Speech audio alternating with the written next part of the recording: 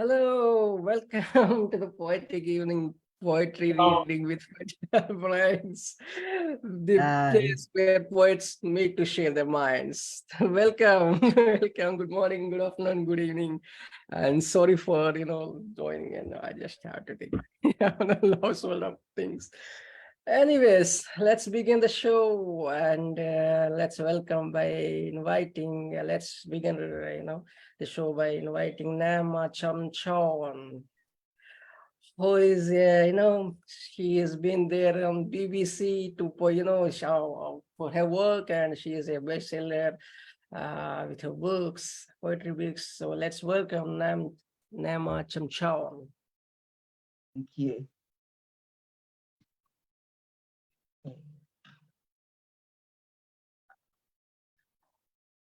Coffee tastes your lips more than I, smudging the pink plush of your smile, cooling in the mouth's fleshy aisles, illicitly infusing with you, but not I.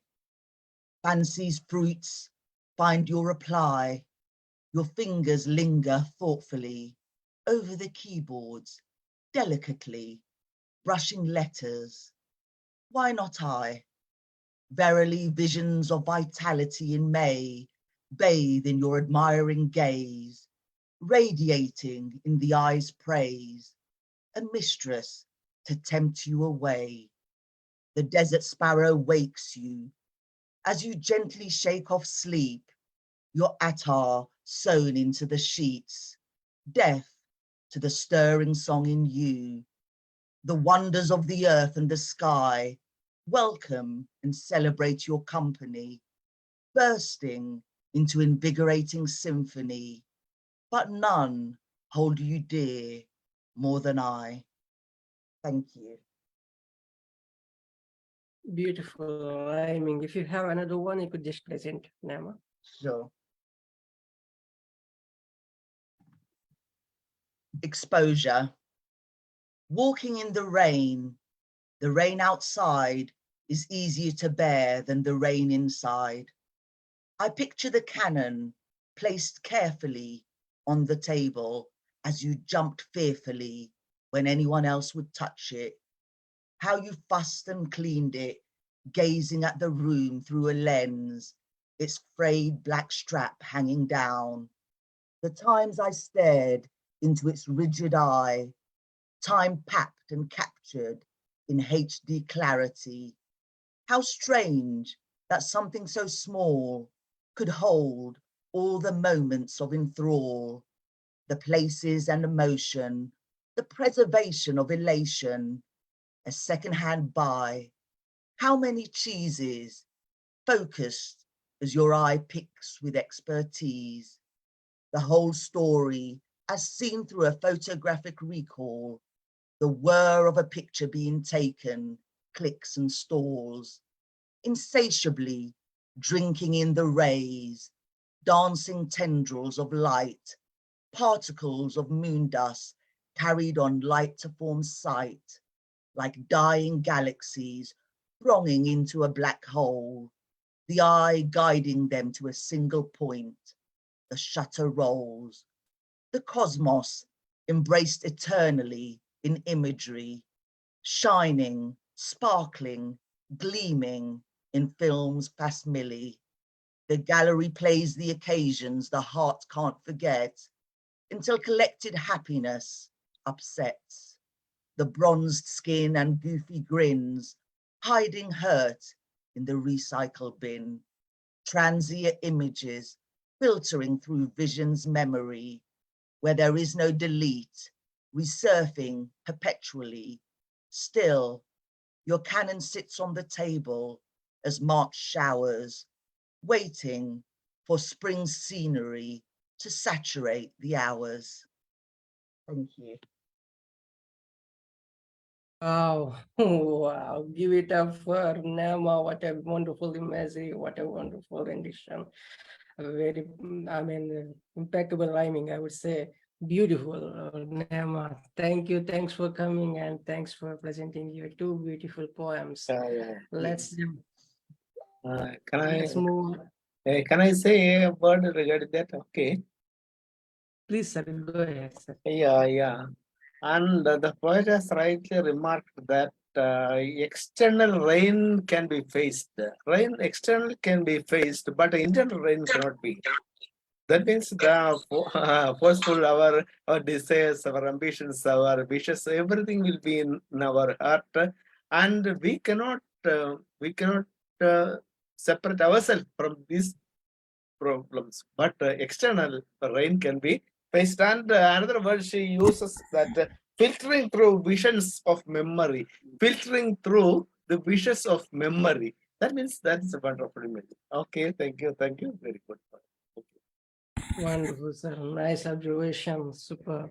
Thank you, Nayma, thank you, Sreedharan, sir. Let's jump on to our next poet. Our next poet is the one who is a medical, he's into the medical service or whatever it is. He's a great storyteller, but he's a wonderful human being. His name is Ray Whitaker. Let's welcome him, Ray Whitaker from Colorado.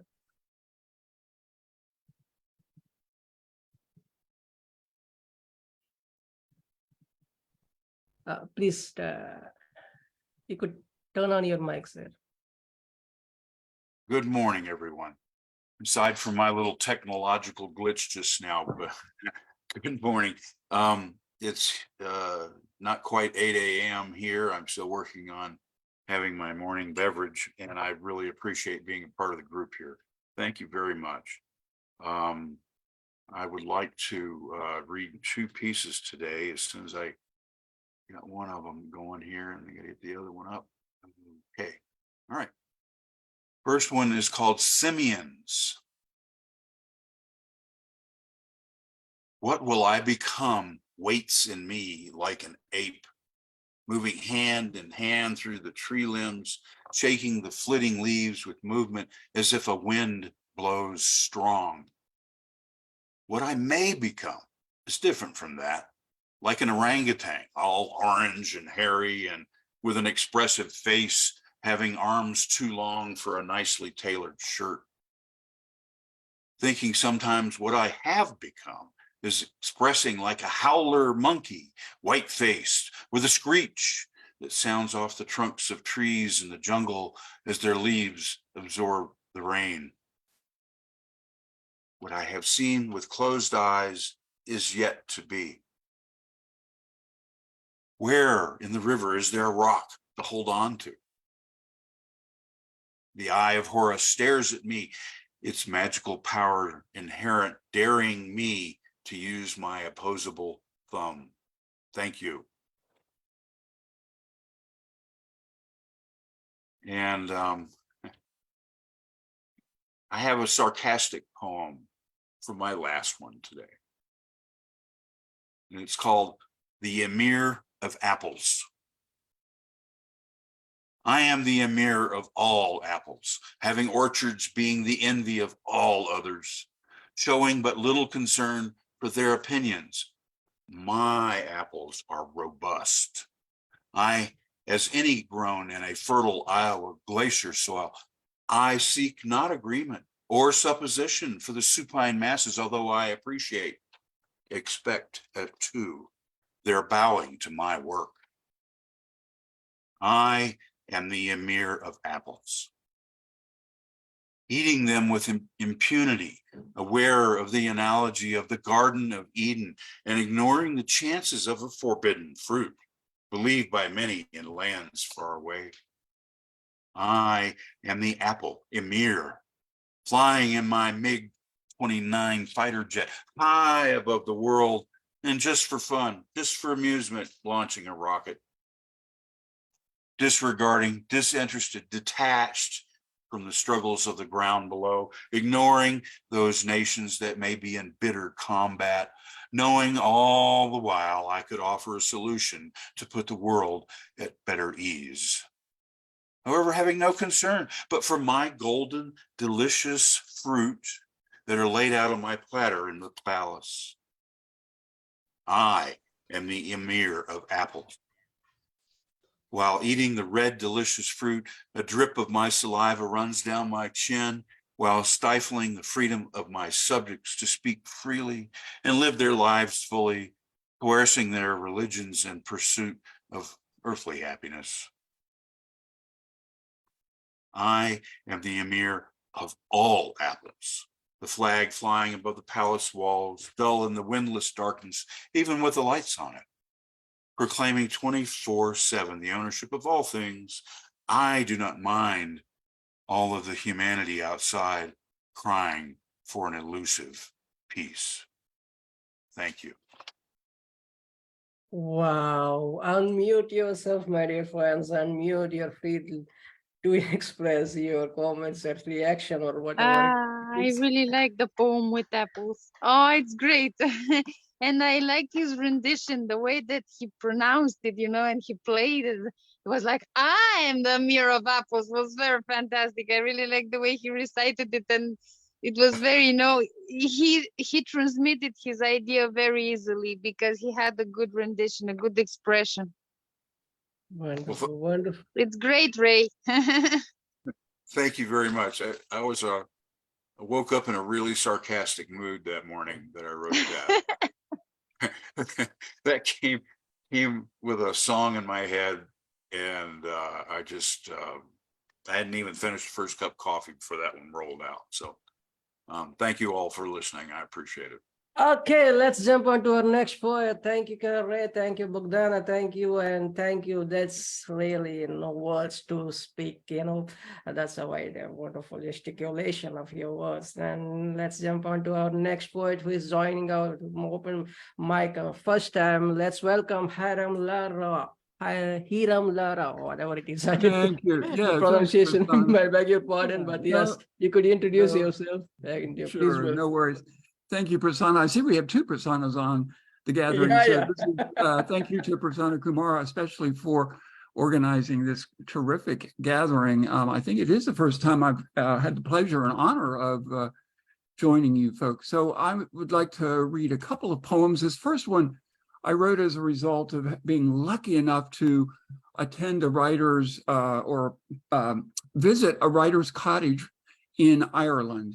It was on an island called Achill Island, and it was written as a result of my falling in love with the landscapes in Ireland. There's mention in the poem of the potato blight famine, which occurred from 1845 to 1849 in Ireland. The poem first appeared in Words for the Wild. And lastly, to get to Achill Island, you have to cross from mainland Ireland onto the mainland Ireland onto Achill Island, going over Achill Sound. And so the poem is titled Achill Sound. When the roads curve like sound and dip as if lifting to bow, whenever all thoughts round or cluster, or when hearts call down, is Ireland. And as rich when poor was, or as wise as bare heads in snow seemed, and as twigs so frail broke into song, and as true as any blight or potato could be, was Ireland. So when sand laps the senses, or salt drips the edges as dreams, whenever hope streams through such heavens, or moss comes home, or hearts beam down, is Ireland. So that's a love story or love song, love poem to Ireland. This next piece just recently appeared in the Iowa Review, and it's all about kind of the love of frustration in the day's happenings. It's titled Spite. What a day it's been, with every ornery stepping forward. It started with a hole that should have been butter to dig, but was cussed with rocks.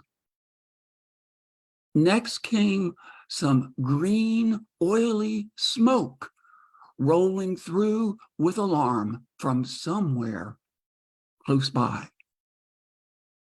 And meaner than all of that was the hornet's nest that should have been as easy as pie to get at, but was in fact buried deep down in thorns like the devil.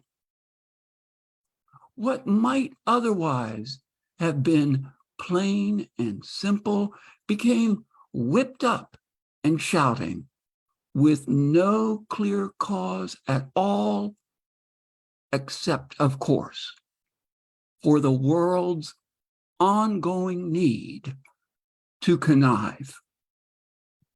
Thanks so much.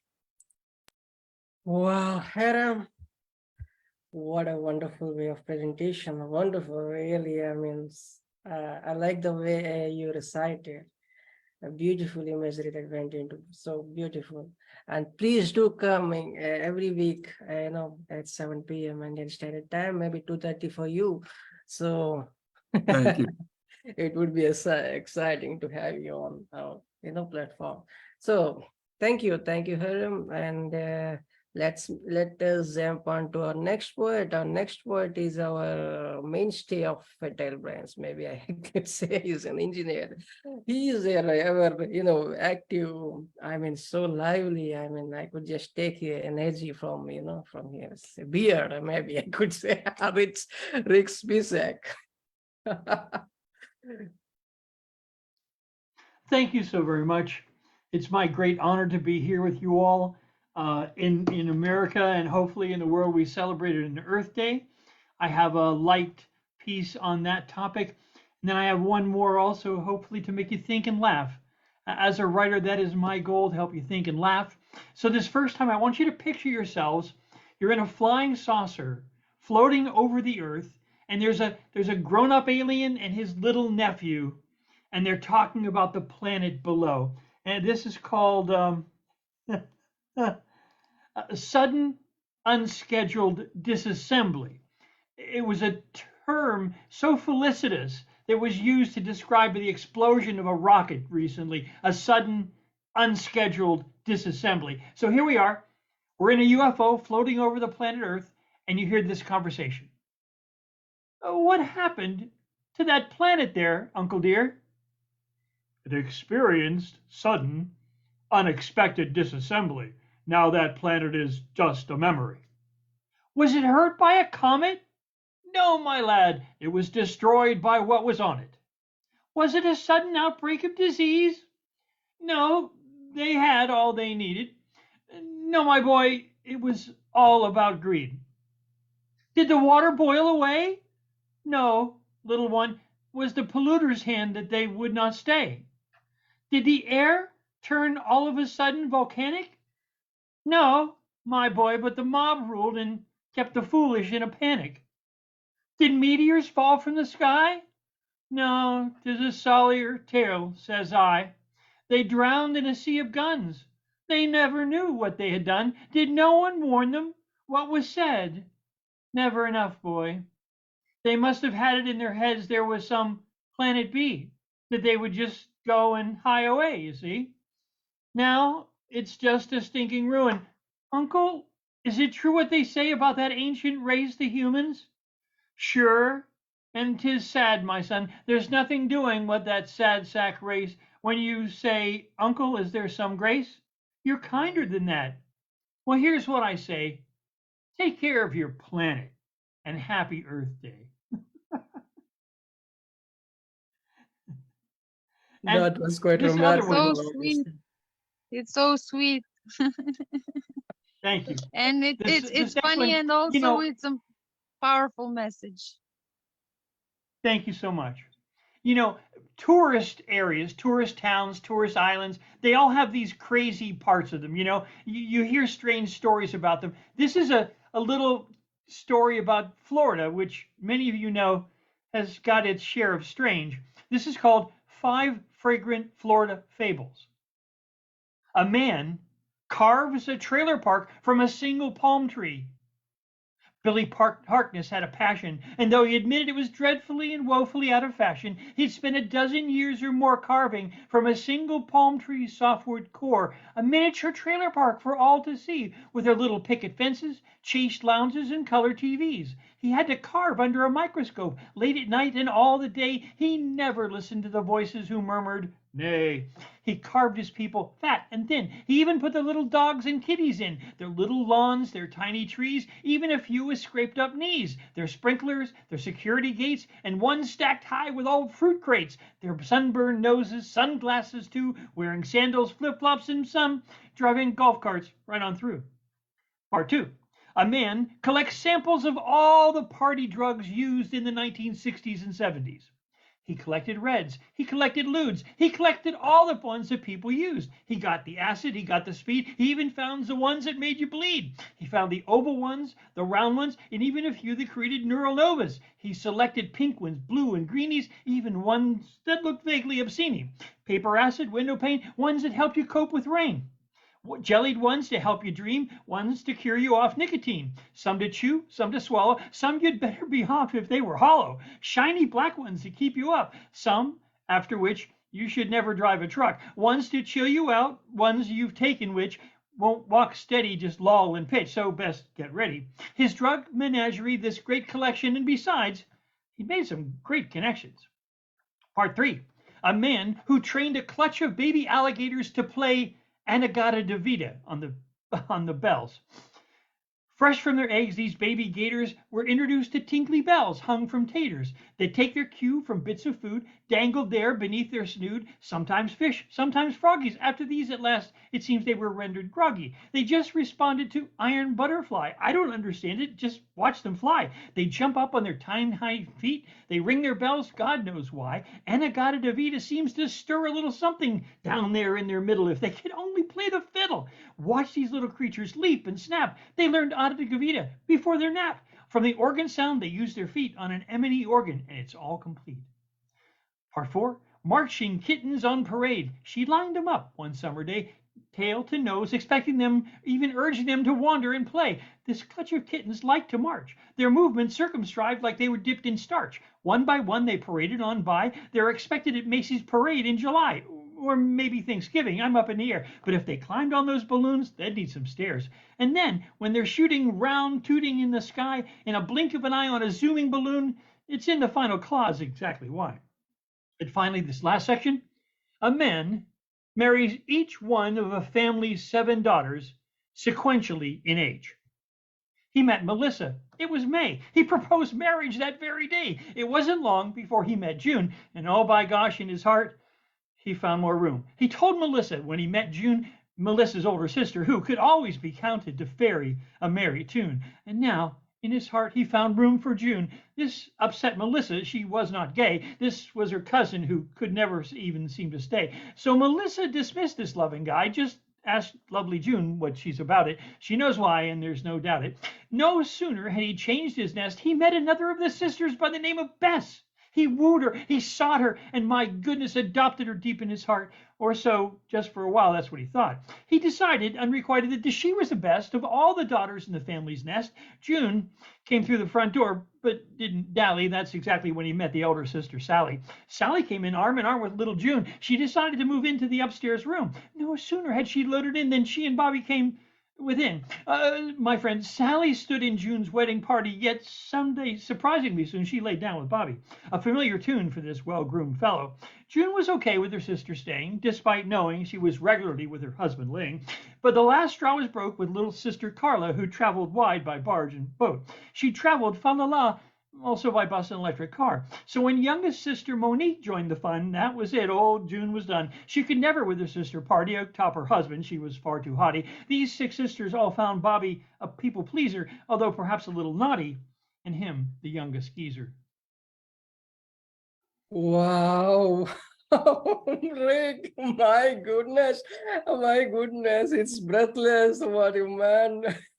I think I should bring some kids here to, to watch your performance.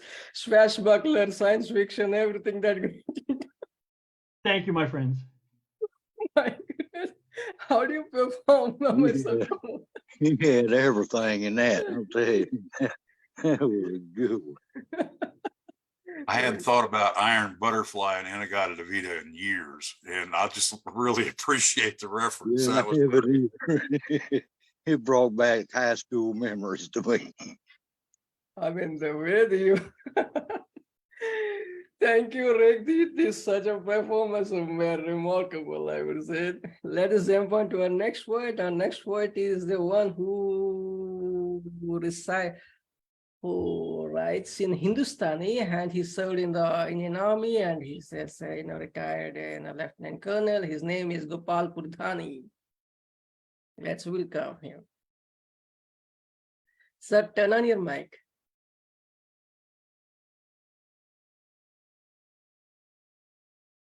Please turn on your mic, sir. Please turn on your mic. Sir, turn on your mic, please.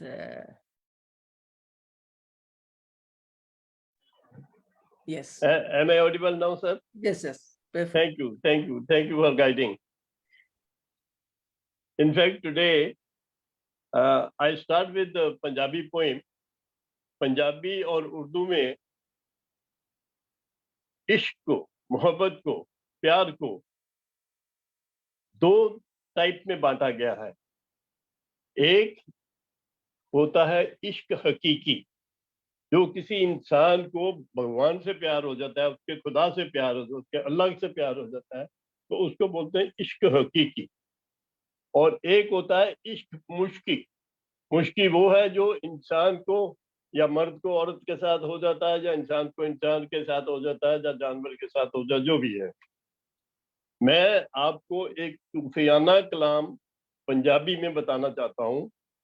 इसकी beauty ये है कि इसके जो शब्द हैं उस इनको बोला जाता है सिल्की वर्ड्स और डेलिकेट वर्ड्स। इस सारे के सारे बहुत ही डेलिकेट। तो मेरी इस पोएम का शीर्षक है मैनू होया इश्क हकीकी, मुझे भगवान से प्यार हो गया है।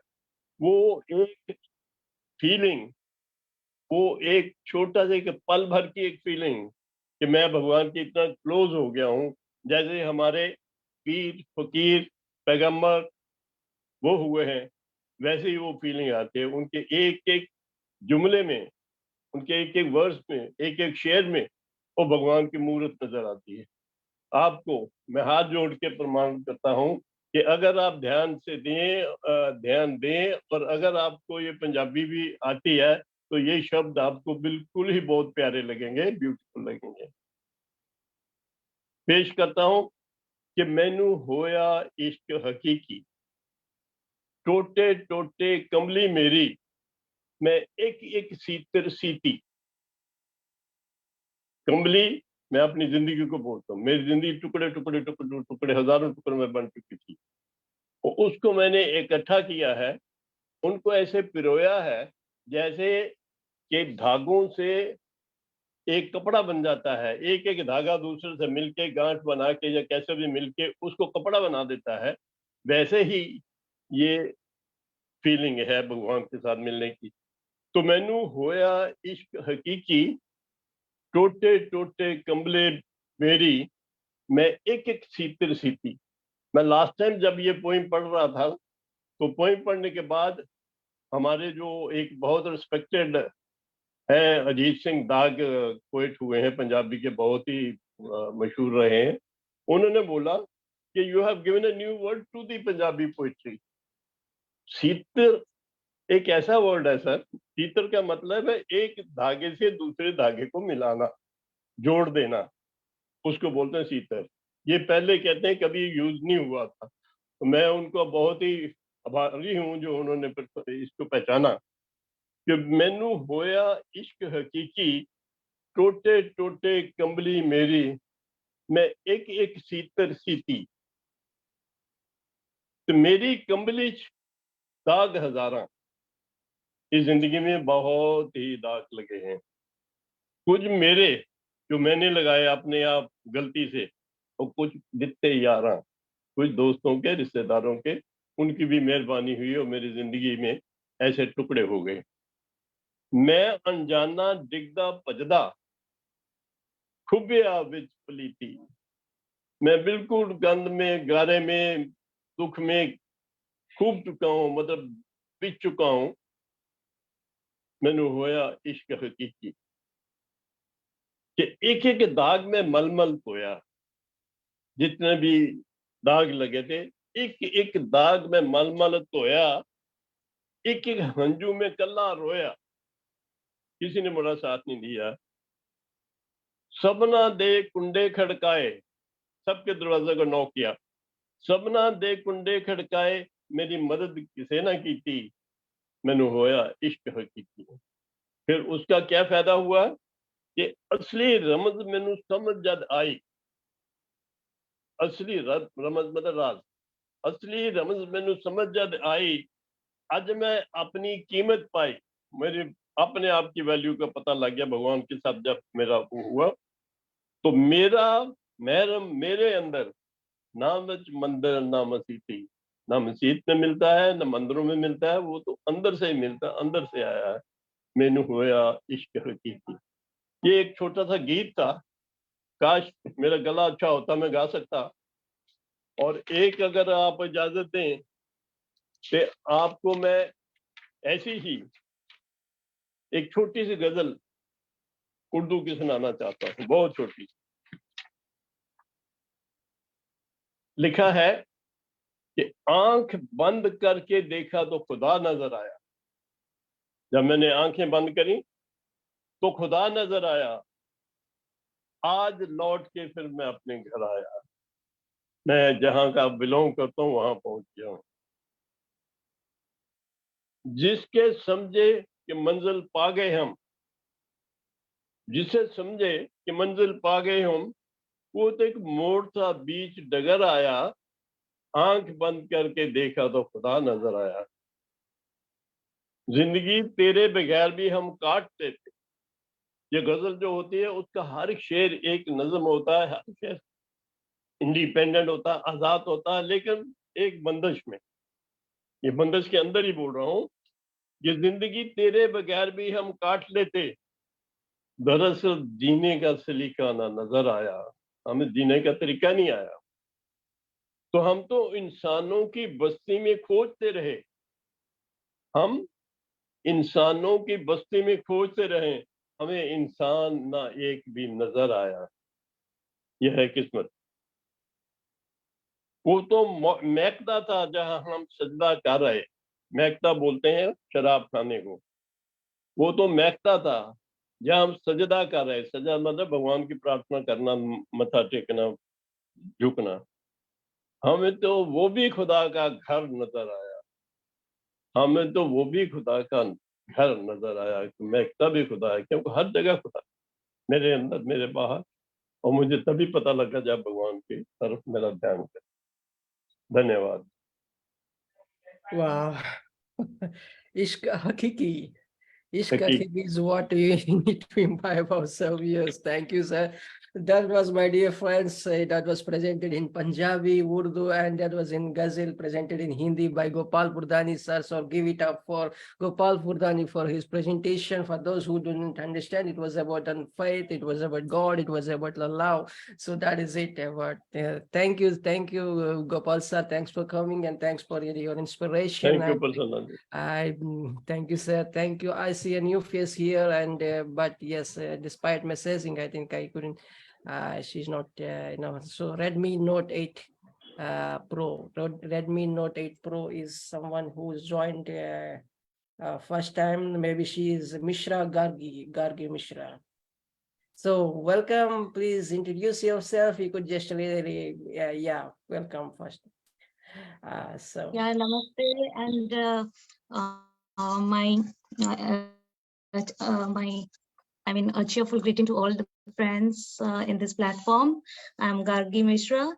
I'm from India basically, but right now I'm at Netherlands because my husband is on a short trip to Netherlands. So I have been here for last 3 years, and I have started since Corona. I was having some free time, so I have started utilizing it by writing poetry, both in my mother tongue and also in English. I have been a student of English literature, and I have completed my master's in English.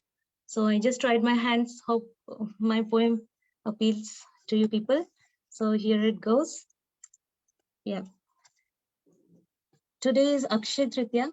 It's an auspicious occasion where we all Hindus, we buy some gold or some material and try to decorate ourselves. We ladies prefer to adorn ourselves with some jewelry, and because it has some positive reflection and it has a very positive vibrance all around us. People enjoy looking at beautiful, things around them. And if a lady adorns herself with beauty, there is nothing compared to it. So this time my poem, The Embellishment of Truth. How can we embellish ourselves with the true nature?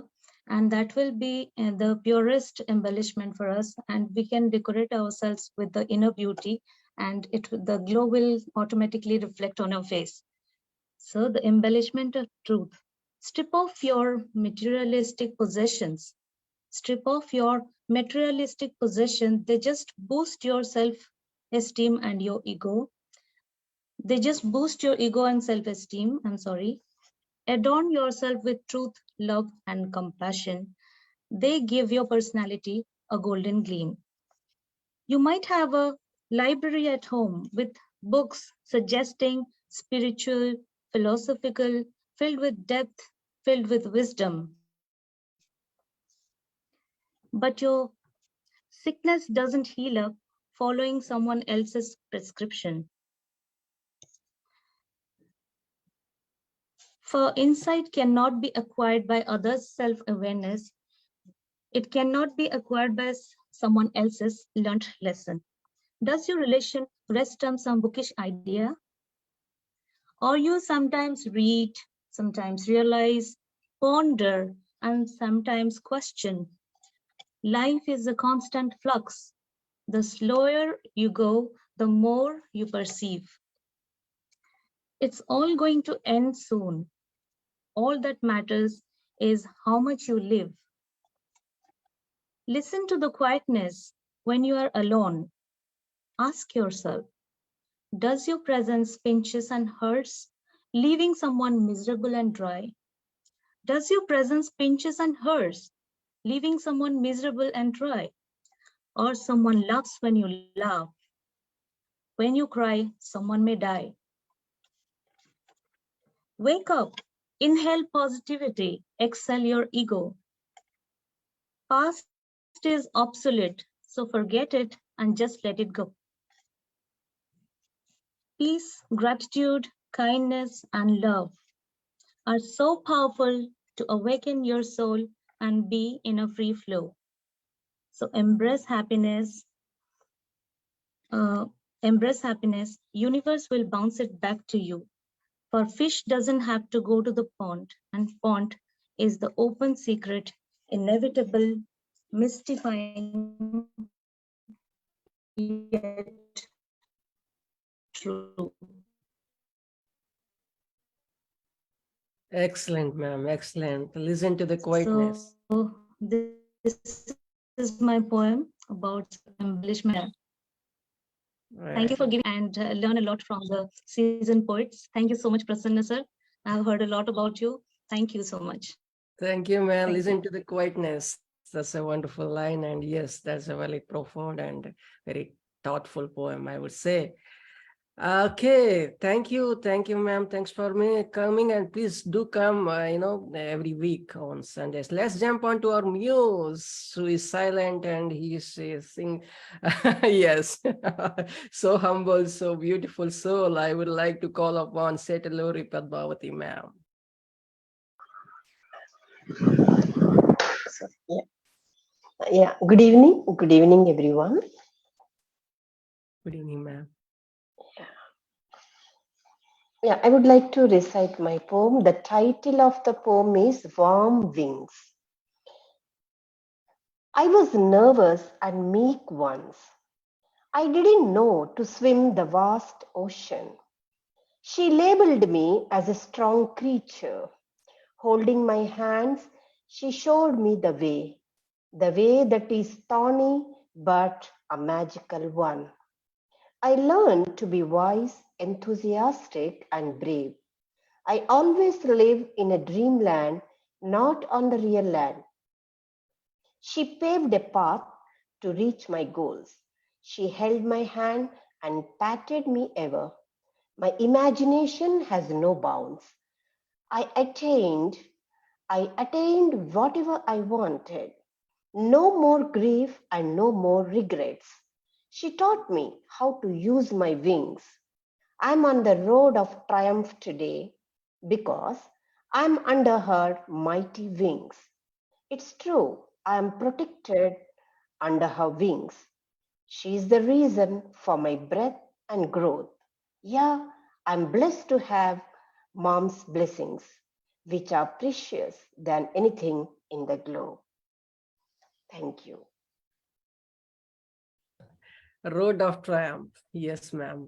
She's when you have the hand upon her, upon us, she's certainly would.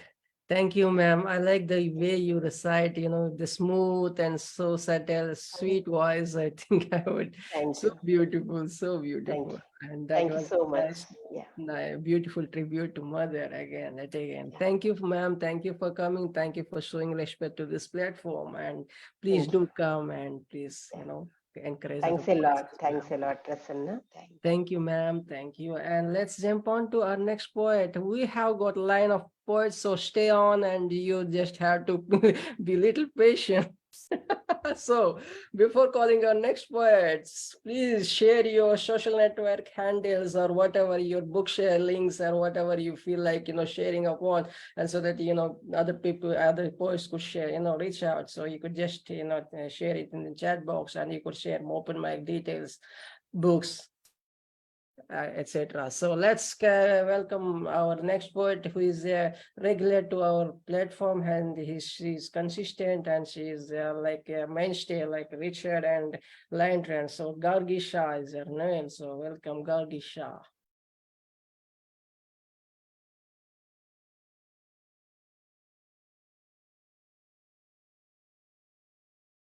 Ma'am, please turn on your mic.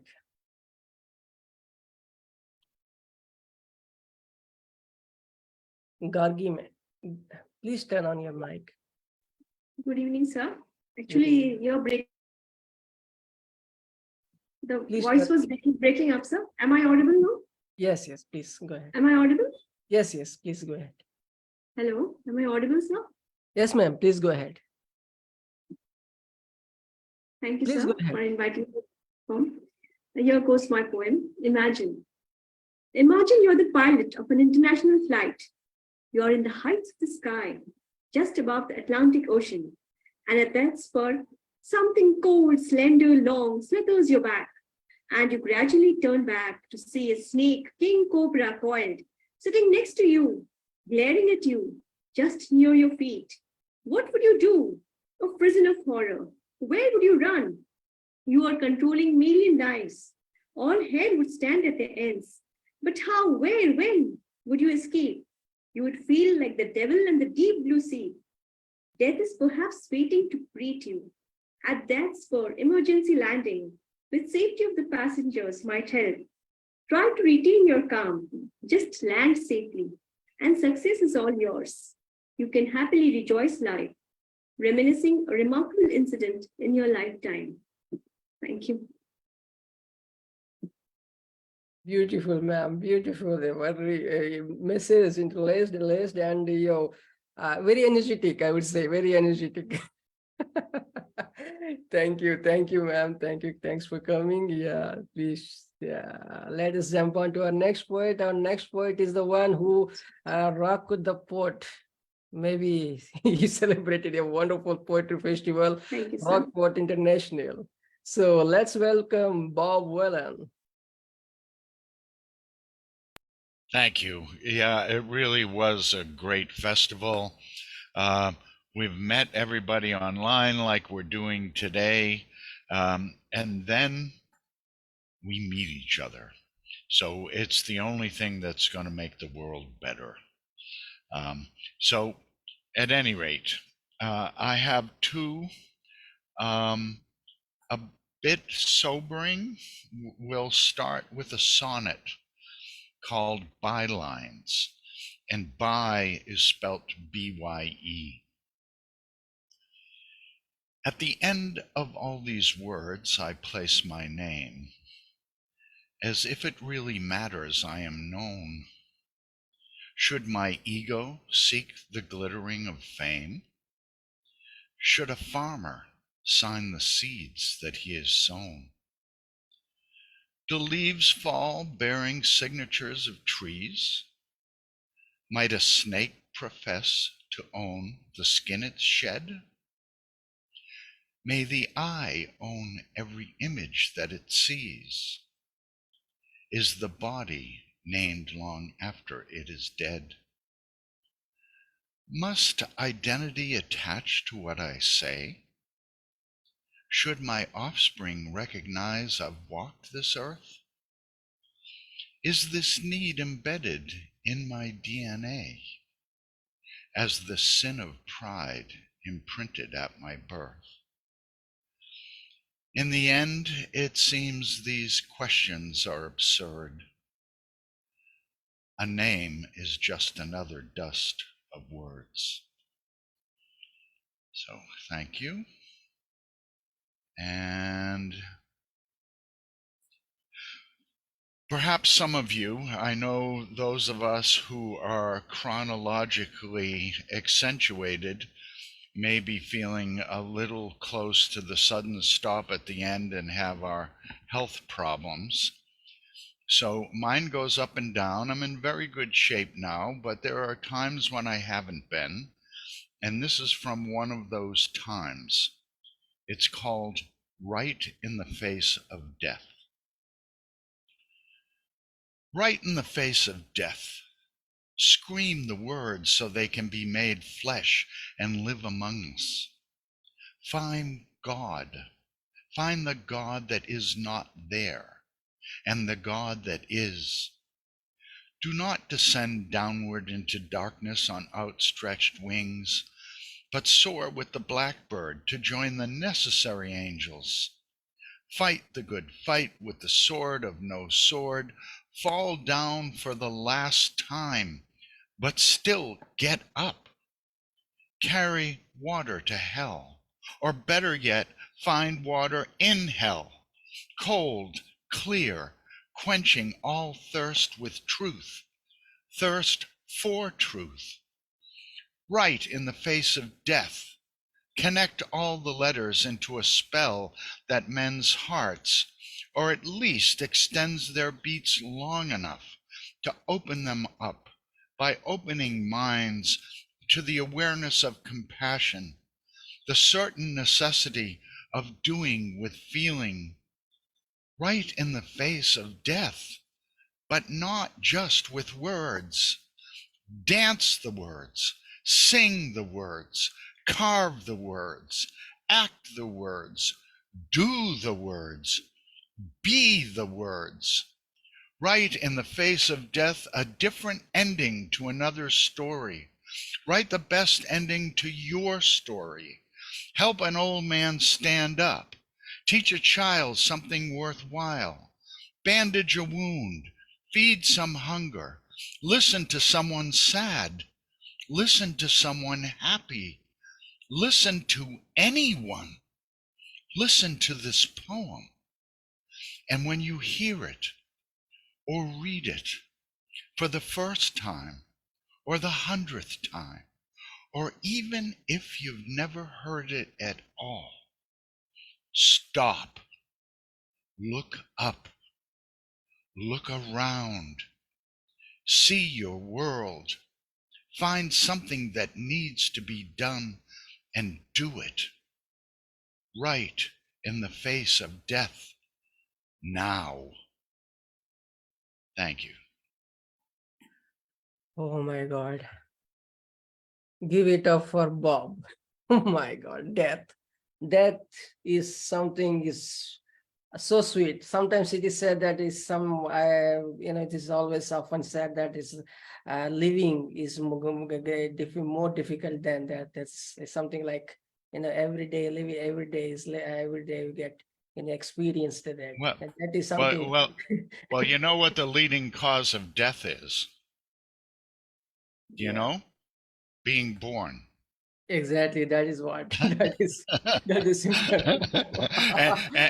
and none of us get out alive.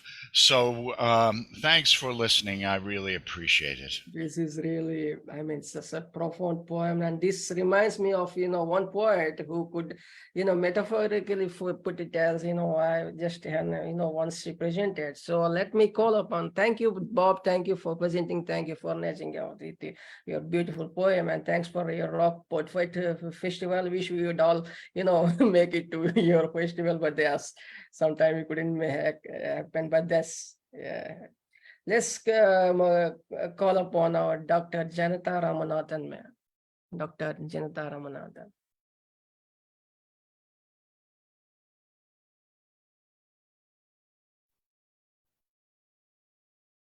Good evening, everyone. Good evening, ma'am. It's 1 minute. I'll take my poem. God, it's always happy to be with you all in this evening, to see you all, listen to you.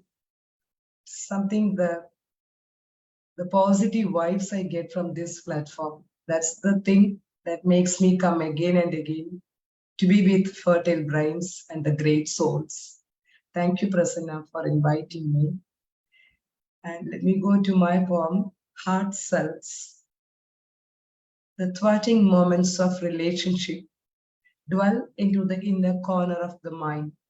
I know not why my mind frets. Inadvertently, it sucks the venom of suspicion. The storm of my disappointment is awful. I cry out, scream loud, but I know these thoughts hamper my mirth. But lo, my brittle heart, it sulks to nothingness.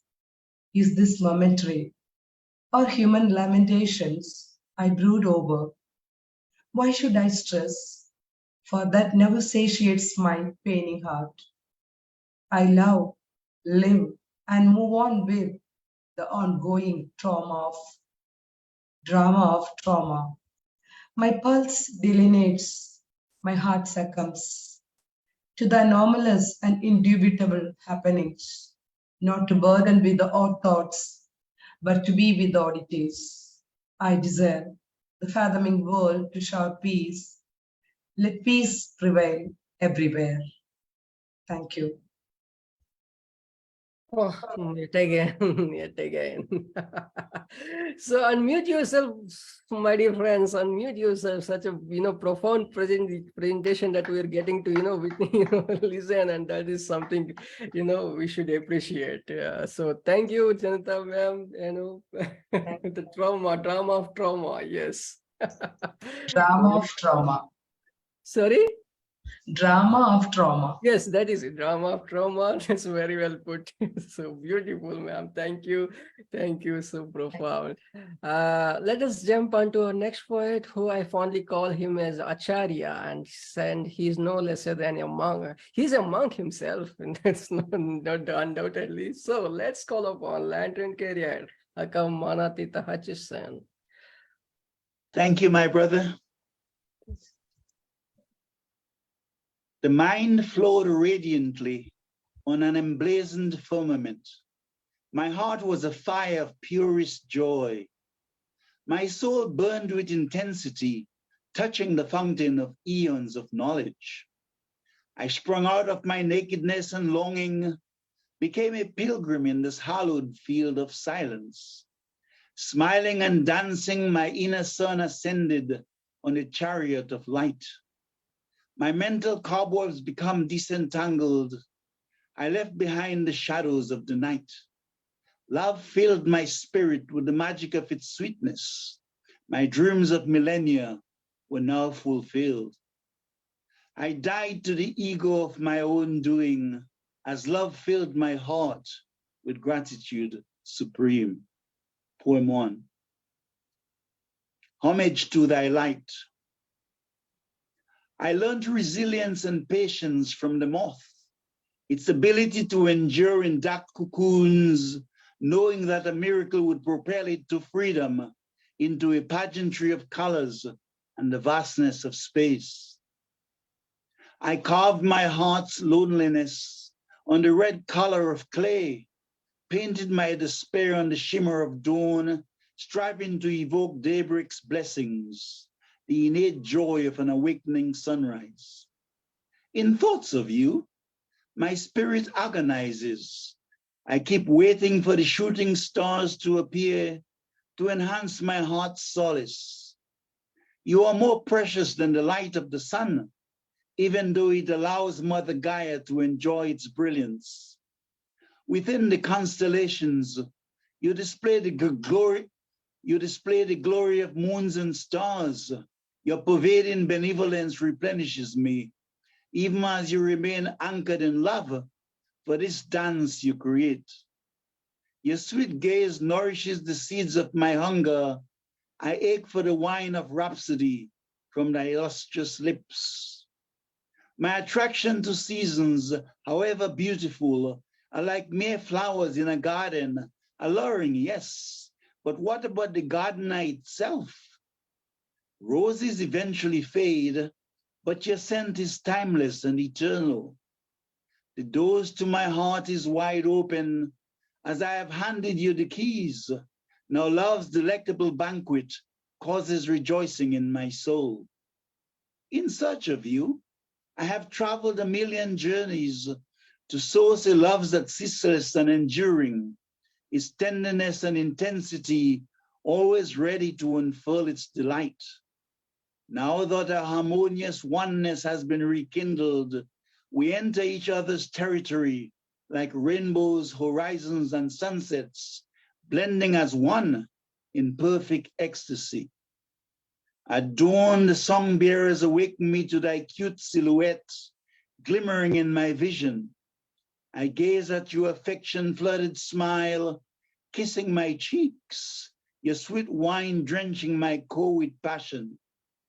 My tavern opens to 100 minstrels, playing their harps to the endless glories of walking the path of joyfulness, bewitchment, and wonder. My tears of joy fall at thy feet. Pay homage to thy light. Pay homage to thy light. Lantern Carrier, thank you. And again, pay homage to the light. Yeah, Metaphysical, and you always, you never fail to amaze me and, make me speechless always. I always listen to the other day, I was listening to the Shishya Ashagra, the same, view, and you were like, it was like reading a book, talking to you like, Arshagra and Landro and Richard Rick's speech on him. I'm really. Dhanyabad, my brother. Dhanyabad. Okay, thank you, Landon. Thank you for your support. Thanks for coming. Yeah, yes. Let's jump on to our next poet. Our next poet is a martial artist. He's not only a martial artist, but he's a wonderful writer, an excellent speaker, a motivational. He's given a wonderful. I mean, it's like many of books. So let's welcome Dominic Windram.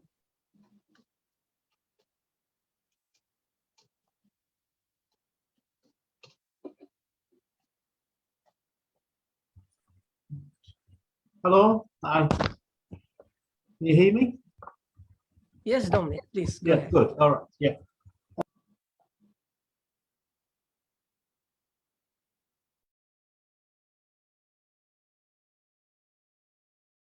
Dominic, your mic turned off, so please turn on. Is that on? Yeah. Okay. Yes, yes. Okay. So this poem's called The Arrival of Spring. In spellbound forests, the trilling of birds as spring arrives. Nightingales fill the woods with praise giving.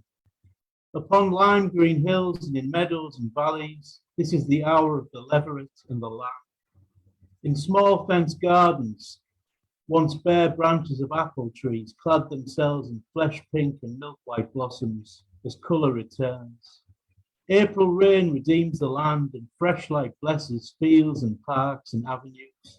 O young lovers walk like dreamers, even in old bones the pith is stirred, gold-tinted memories and silvery joys flood through worn-out hearts and psyches. Although modern ways distract us from life's essence, nature's sacred ways are often rediscovered in springtime by those of us with curious eyes. Thank you. Thank you, Dominic. Thank you. Thanks for coming. Beautiful. If you're gonna, yeah. Yes. Thank you, Dominic. Thank you. Thank you.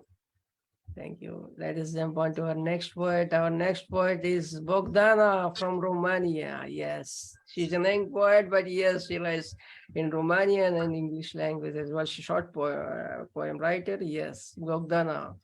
Usually, yeah, I have short ones. Today is a little longer, one which is a little longer, but not too longer. But I'm gonna say it. It's called Brushes.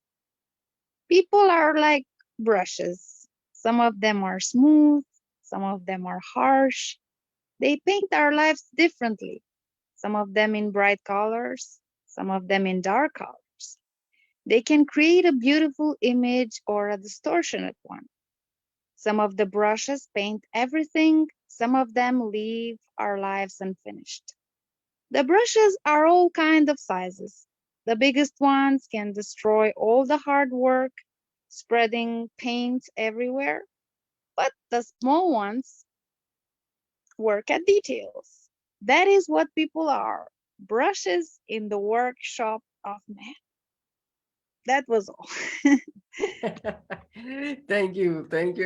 I like your smile, Bogdana. Keep smiling always. And yes, that was a beautiful poem. Yes, such a longer one, but yes, thank you for Thank you very much.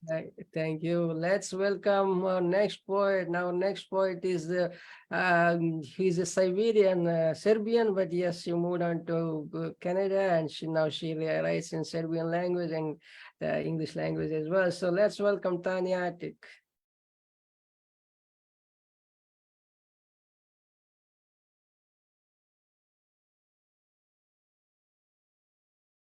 Yes, Tanja, please turn on your mic. Okay.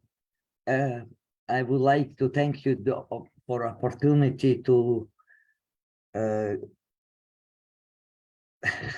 It's okay. My first poem. Thank you, Kumar, great poet. Mountain, wood, savanna, and rainforest. Earth, Kilimanjaro mounts, Victorian Falls, land of culture, the land of tradition. I am writing about you. In art, symbols are important and colors. The man is important. Man, connection with tribe, a tribe bound to the universe, a tribe related to space. Life is complex because everything is important in the tribe. Birth and death, drought and rain, earth and animals, rights. It's important. Abstract art in figures for rituals in wood, it's important. The head is big. It is the center of wisdom, power, goodness, for believers. Everything is unconscious and spiritual, inwoven, all symbolical and a word in the making as love in childbirth, as true knowledge of life and bare survival in the wood and rainforest and the jungle, through the savannah, through the lion's tears, its importance. Second, thank you. The forest. You stop in front of nature, amazed. You don't move. You just watch, and it is wild. It is a jungle.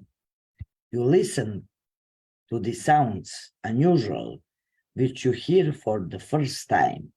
The heart beats fast, scent beautiful. Who wakes the dormant you?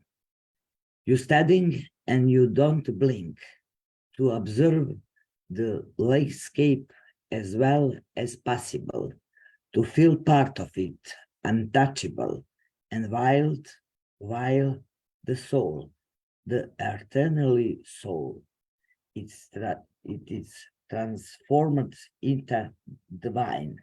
And you think now everything sacred is wild right. You bring it slowly, not to scare the bird, an old ebony tree, and you wonder how to save the forest. Thank you. Excellent. Thank you. Beautiful, beautiful. Thank Tanya. Thanks for your message. Thank Thank you. you for your reading. Thank you, Kumar. Thank you. Thank you. Okay, let's jump on to our next poet. Our next poet is our mentor, I would say, proudly, and I would call her upon to recite her poem, Dr. Roopali Sircar.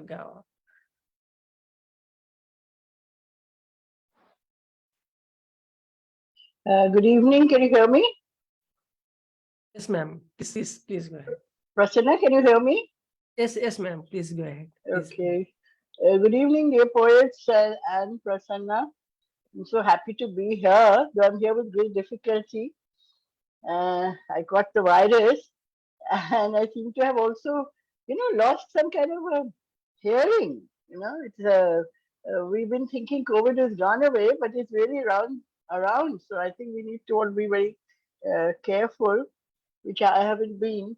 Now, this poem is called, I may have read it earlier too, but this evening I feel like reading it. It's called Evening Shades. Slowly, warily, almost without a whisper, evening came upon me. Sunsets are tired times. Birds fly home and traffic jams sap energy. Returning home is a longing and acceptance the day's work is done. I didn't notice the sky had turned orange and pink and the wispy clouds had spread across. I didn't look out for the setting sun. I didn't say goodbye. I don't know when evening set in and when I began to walk slow. I did not feel the darkness deepen. I didn't know it was time to go. My eyes dimmed the bright gold of the sunlight, and my hair has silver streaks and gray. My voice trembled just a wee bit, and my heart no longer sings of May. I missed the sunrise lying late in bed, and I skipped the sunset for supper. Sometimes I hear a creaking sound, and it's certainly not my springy bed. It's your bones, your body crackles. They're telling you you're growing old. Your flesh cleaves, and you shiver with cold. Slowly, warily, without telling, shades of evening have come upon me. I don't know when twilight set in, and when I began to walk slow, I did not feel the darkness deepen. I did not know it was time to go. Thank you so much. Wow, brilliant, ma'am, brilliant. Wow. Please get well soon. And yes, the desk and the dawn and everything, you could just sum up of you. Enjoy your beautiful evening and please get well soon. Don't worry. Yeah, And we, thank you, Prasanna. I was so keen to, I missed last Sunday and I don't want to miss my friends, so I said yeah, somehow I must get in here. Thank you so correct. much. Thank you, ma'am. Thank you. Please get Thank well you, soon. ma'am. Wonderful poem. Wonderful poem. Thank you. Thank you, Colonel Pradhani. So nice to hear from you. Most It's a, nice. it's a nice Very poem, Rupali ma'am. Dr. Rupali, you always Thank you so summarize. much. There is no inspiring. age, no age. It's an Just a inspiring new poem. page. Yes, Rupali ma'am. Inspirational. Yeah, It's very yeah. Thank you. Yeah, returning big. home is a longing. Yeah, Returning yeah. home is a longing. Full of That's inspiration. yeah. Full of inspiration. And it's nicely done. Nice. Thank you. Thank you. Let me unmute you. Sorry. You unmute. Okay. The one who I would call upon next is the one who is, he always plays with his words and he invites the poets and he is quite a, a open mic artist, a performer, a stand-up comedian, whatnot. He's a dynamic. I love his love poem especially. That is something so beautiful, and I'll openly I call him as is something I truly love him. So let's call upon Unmesh Mohitkar. Thanks, Prasanna. Thanks a lot. I'm just outside, so am I audible and visible? Yes, Am I perfect. Yep. Perfect. So I went to Velas, and Velas is somewhere where they are conserving turtles. So turtles come to the shore and lay their eggs. The eggs are eaten by hyenas, foxes, right? But what these guys do is they conserve it. They take those eggs and they put it in an enclosement. They dig a hole and put it inside there, and they come out, the baby turtles, after 2 months, and then they set them free. They allow the baby turtles to walk on the shore, and they go into the sea. And out of the 100 turtles set free, only one turtle survives. One baby turtle survives, and the survived baby turtle will come back for giving for laying eggs on the same shore. So there is a GPS system fixed. Okay, so here we go. Baby turtle cry. Baby turtle cry. Sea throws him back to the shore. He keeps on fighting. Baby turtle cry. Sea throws him back to the shore. He keeps on fighting. Volunteers don't help. Help is sometimes unhelpful. Volunteers don't help. Help is sometimes unhelpful. Lonely fight begins. The weak never peaks. The weak never peaks. Outstead before the gate opens. The weak never peak. Outstead before the gate opens. Closed doors look so strong. Baby try to swim. Baby try to swim. Wave carrying him easy. Shore waits his return. They will come back here. They will come back here after years to nest, lay eggs, GPS map fixed in their small brain. They will come back here after years to nest, lay eggs, GPS map fixed in small brain. I stand on the shore. I stand on the shore. A big turtle touch my feet. I stand on the shore. A big turtle touch my feet. The babies are back. The babies are back. Thank you. Thanks a lot. Oh, sir, that is something appalling, something, very informative, it's like, but yes, but I don't know why I miss it today, your energetic, the kind of, performance. I'm outside, right? So I have No, but control my energy. a little of depressing kind, I just, this is the first time maybe. You have started knowing me very well now.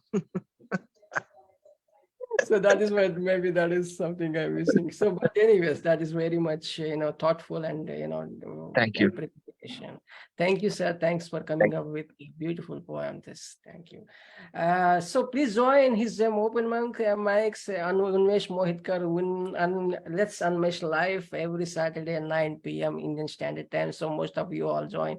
You know it's time. So for London time, maybe US time, it is 11 p.m. or something. So you could just join in. You would feel the experience. So let's move on to your next poet. Our next poet is Alexandra Psaroupoulou. She requires no introduction. So I like Alexandra. Thank you. And Mesh, we have those turtles too. Line 15. Keep up with that turquoise lover, so full of love and kindness. Before doubt compromises every fleshed out interaction. Keeping viable, honey-sweetened utopias. Sinking in a black swamp of remorse.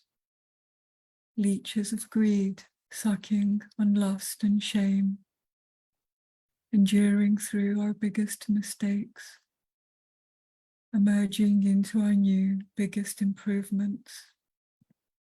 Into new consummations of refined affection. Earth blooming with polychroming, cultivating virtues. Olive branch rites turquoising all plentiful harvests. Keep up with that cleansing, so salving for each wound.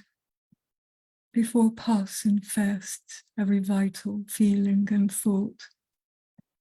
Keeping soft every hardened organ. Our hearts tormented by dark red memories. Collapsing at the gates of our own perdition. Crawling through our narrow bloodied trenches. Discovering new veins of replenishment. New streams of purification. Untainted rivers gushing ahead boundlessly. Blue-crested sky showers cleansing all defilement. Keep up with that life so deeply longed for, before it kneels at the precipice of its own abyss.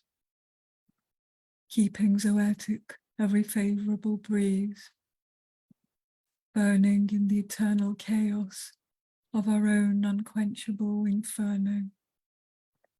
Aspirations melting, courage faltering, glowing through our own embers, bursting into new, cleaner flames of rejuvenation, singing new songs, continuing beyond mortal existence. Clear transcendent winds blowing reinforcingly to the ends of the vast earth. Mastery of life surpassing all adversities. Keep up with that oracle so devotedly worshipped, before it fades at the end of the nebulous sky, keeping alight the torch of insight. Our philosophies crucified by false innocence, hiding behind false gods, thrusting through ugly, thorny dogmas, taming new, wild wisdoms, new unchained channels of magnificent revelations, lightning-eyed eagles ceaselessly circling, oracles' rays resurrecting all spiritual forces. Hurry, keep up with those flights, so brave and so free, before they explode in the anguish of the universe.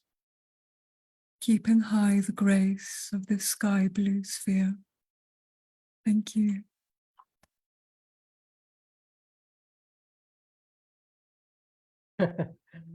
Thank you, Alexandra. That was quite an, I always, what?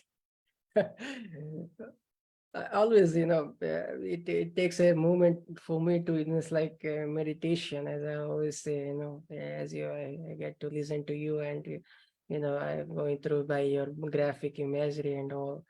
So anyways, thank you, Alexandra. Thank you for coming, and Namaste. please give it up for Alexandra for her presentation. So thank you. Please stay on. We're going to line up poet, but yes, life gives us a tempest of troubles we never know, and life and death is something inevitable. It's a kind of series or something like day and night or whatever it is, something.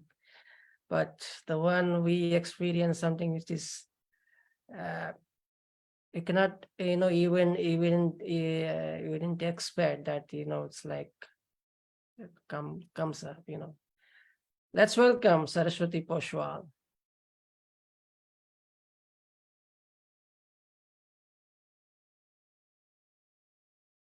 Please turn on your mic, ma'am. Hello, good evening. First of all, thank you. K. Kumar Prasanna ji, kaise hain aap? Good evening. Good evening, everyone. Thanks for supporting me and giving the courage to come on the floor. So let me start with one of my poems. It's an old one, Time. Everything is slave of time. Every person is slave of time. Time is a real healer. Time is a real revealer. Nothing is exclusive more than time. Person who is strong cannot stop time. Person who is rich cannot buy time. Whose time is bad cannot be changed by the good one. Whose time is good cannot be changed by the bad one. The person who values time gains success in life. The person who disrespects time never gets the better chance and keep crying. Time is frequency of life, which keeps moving those who flow with and gets wonderful rides. Time is day, time is night. Time is light, time is powerful sight. Time gives someone crown. Time gives someone crown and makes someone beggar. Time brings merriment. Time brings agony and melancholy. Time rules in all the hues. Some gets bloomed, some gets dry. Moon and stars follow the order of time. One gets hidden, one gets highlight. Everyone should be scared of time. Everyone should be scared of time.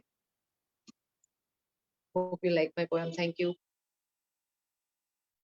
Someone said, I don't believe in time.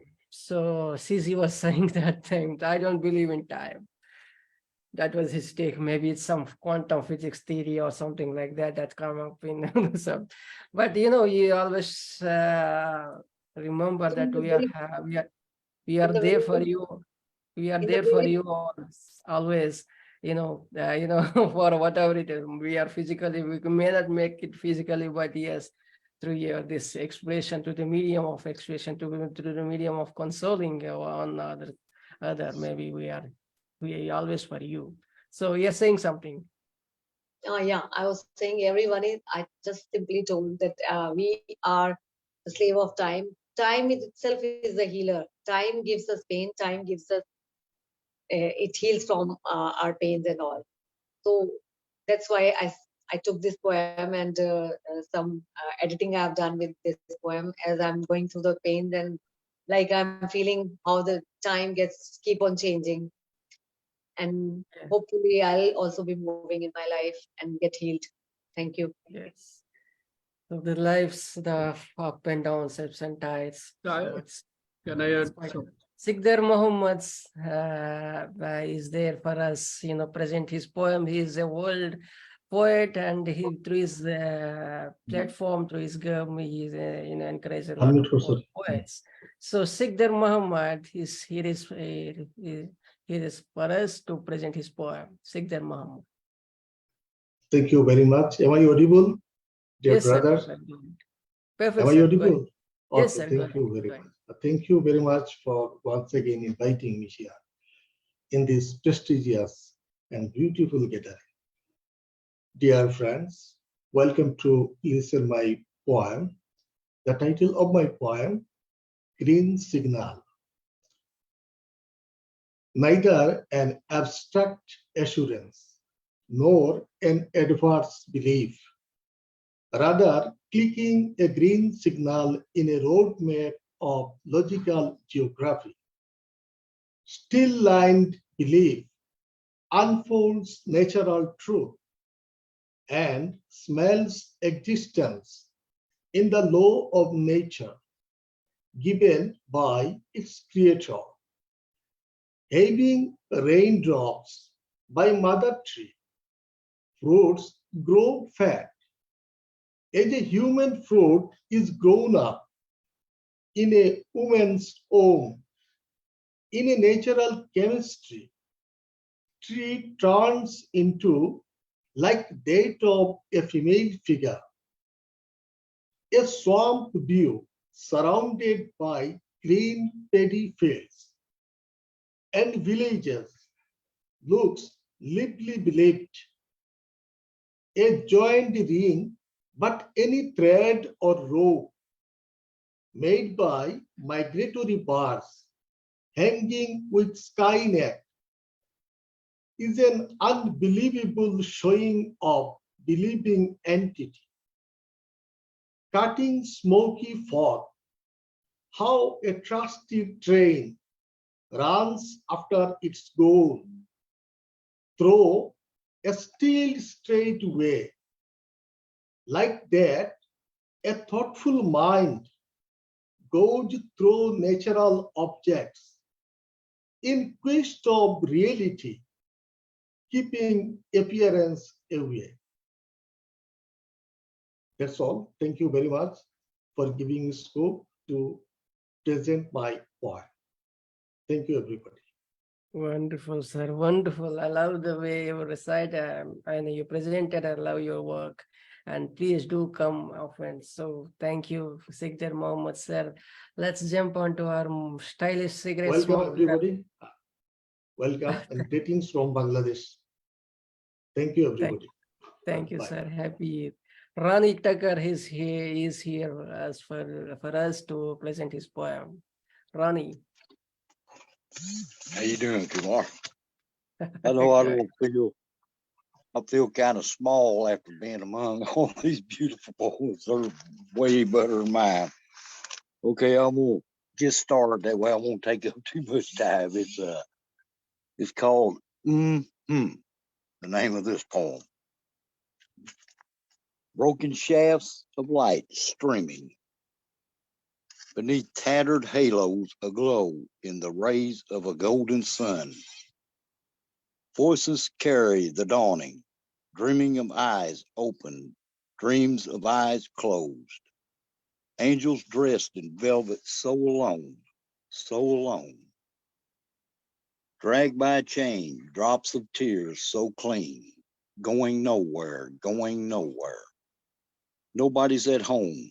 Somebody, nobody really listens. Illusion is illuminating through and through. Black, black, black, not the disguise and not the cries that are never heard. Red runes and scarlet, hiding behind the shafts of light. Out of the deep whispers the high priestess wearing her transparent robe, carrying to the shadows echoes of distant time. She sells her dreams endlessly beneath heaven above. Fly to the white dove so crystal and pure. She sells her dreams. Here, my child, taste my pill and it will take you there. You will see beyond the corridors of the mind. Turn on tonight, turn on tonight. Leave your head behind. Shine, shine. Turn out the light in your mind. You know you want it. So close your eyes. Let the madness seep through and gently take it. Do you like what you see? Nothing is just so used up. So come on in, my friend. Just lick just a pinprick. Relax and stay a while. For the one in the three-piece suit is a devil too, and he is here just for you. No way out. Now you are here to stay, my friend. Cry for Lucifer in black and blue. Heaven is just a step away. So sad for you. Out of body, out of mind. Shake your tail. Into ecstasy you taste, and into the arms of an angel's bliss you fall. Revelations and silent damnation fall so deep. Too late, my friend, to close your eyes and weep. Thank you. Wow, Ronnie, you're good with your poem today. Wow, that is something really you are nowhere to, get out. But yes, listen to the breathe, listen, close your eyes and see the light within. Very well presented, beautiful poem, very thoughtful as he is there with us.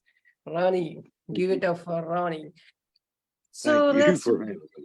Thank you, Ronnie. Thanks for coming, and let us welcome our next poet. Our next poet is a part of the what would I say? I mean, we're known to each other for last 7 years, and we are like friends. And she's like, yes, Maria.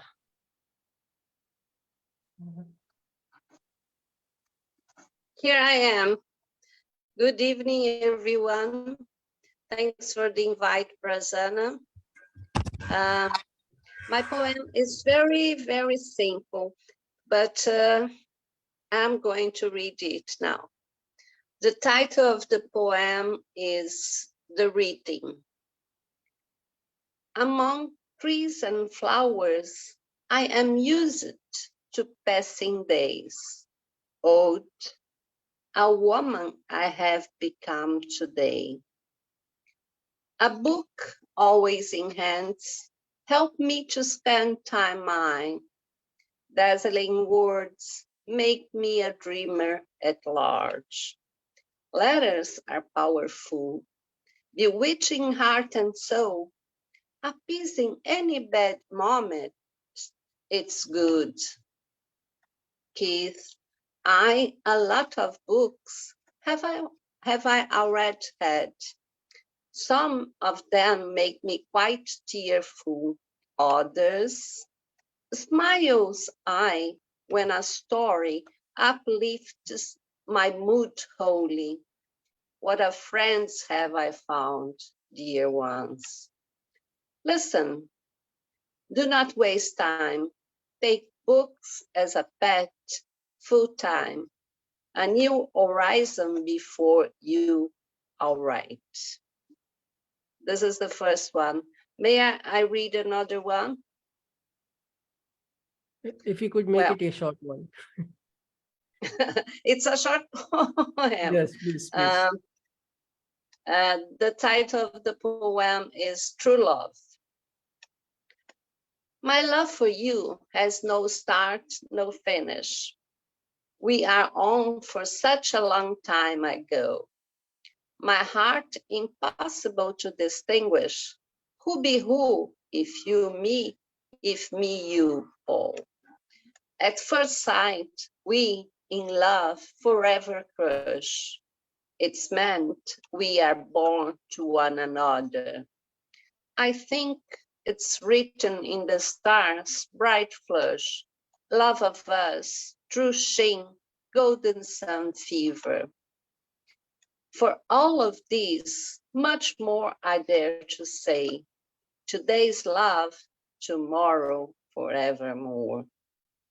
If life does us part, love not far away. here, there, wherever. It does not matter. You be my sunshine, I am of yours too. That's the way we authentic one true love. Thank you very much. Thank you very much.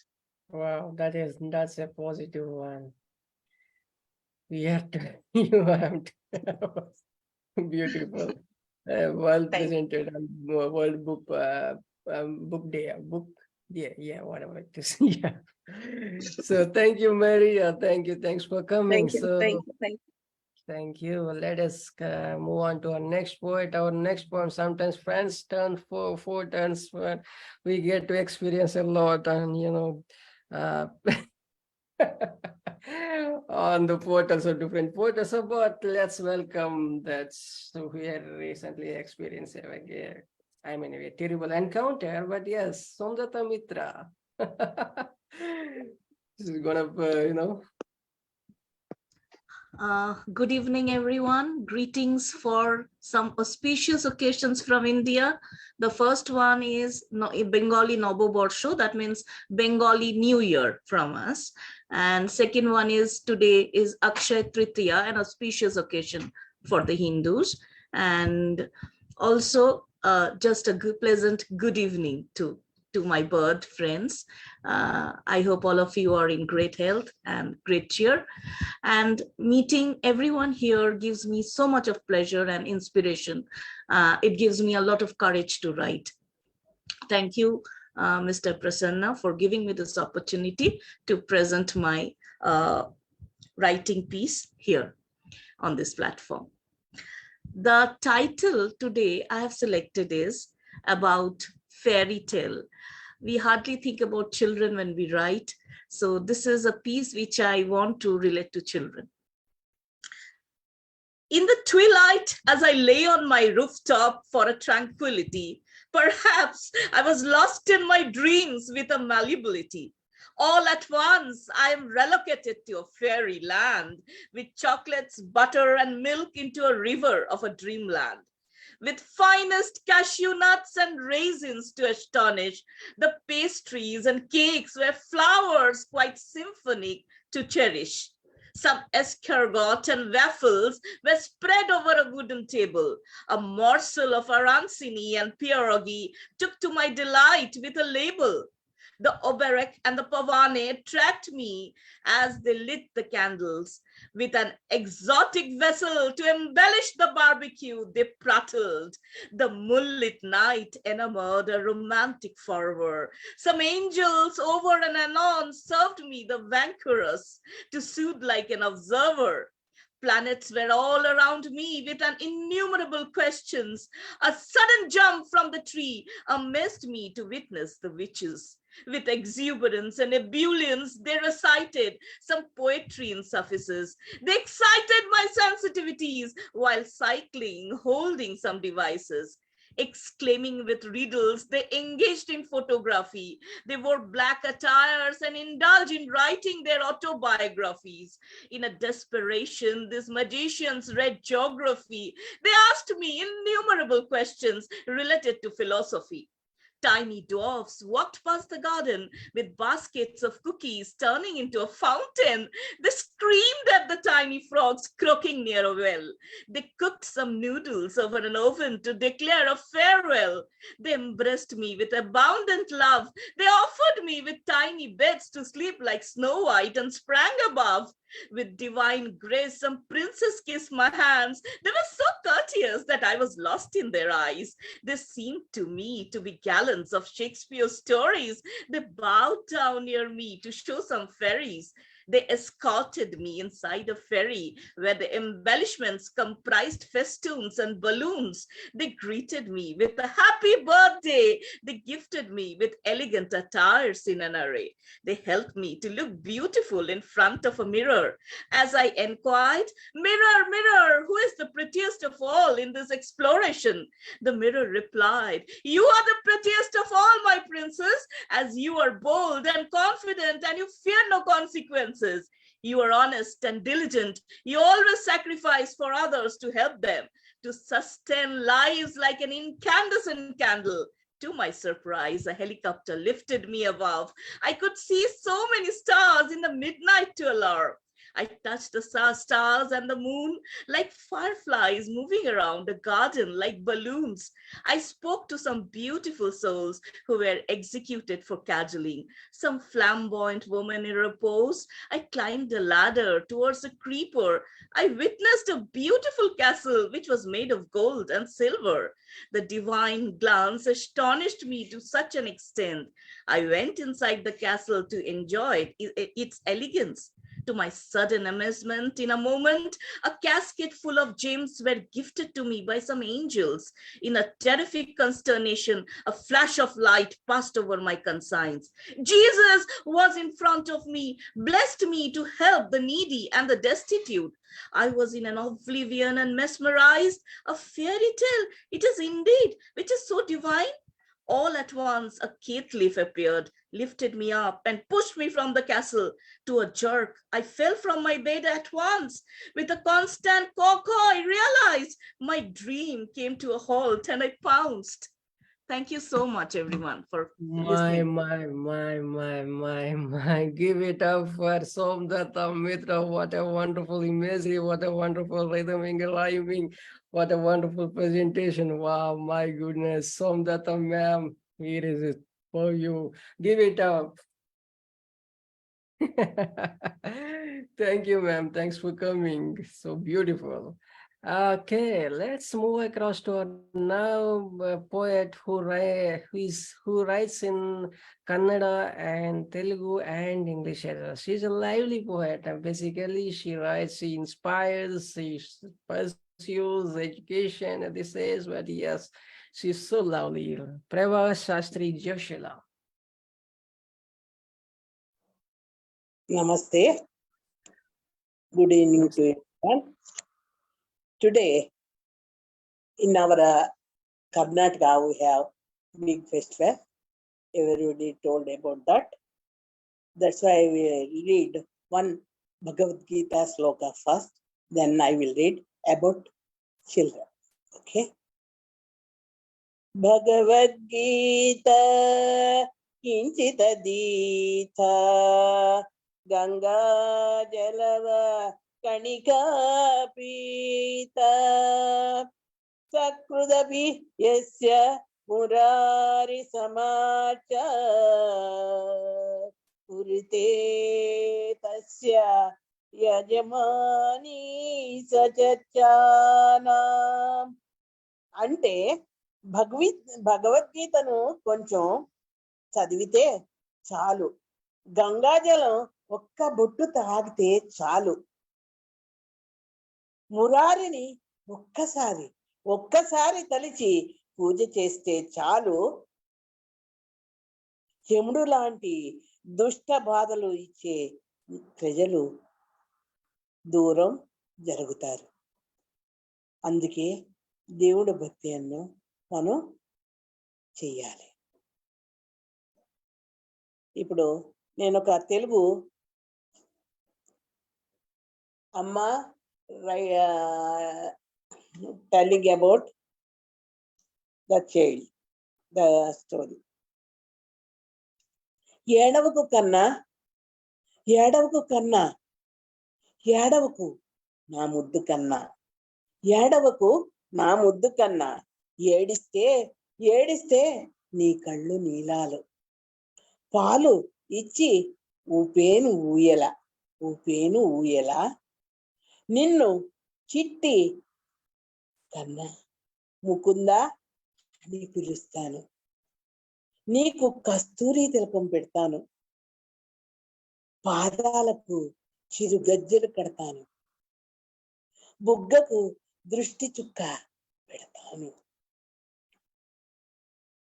Mugdha నవ్వులు చిందించరా,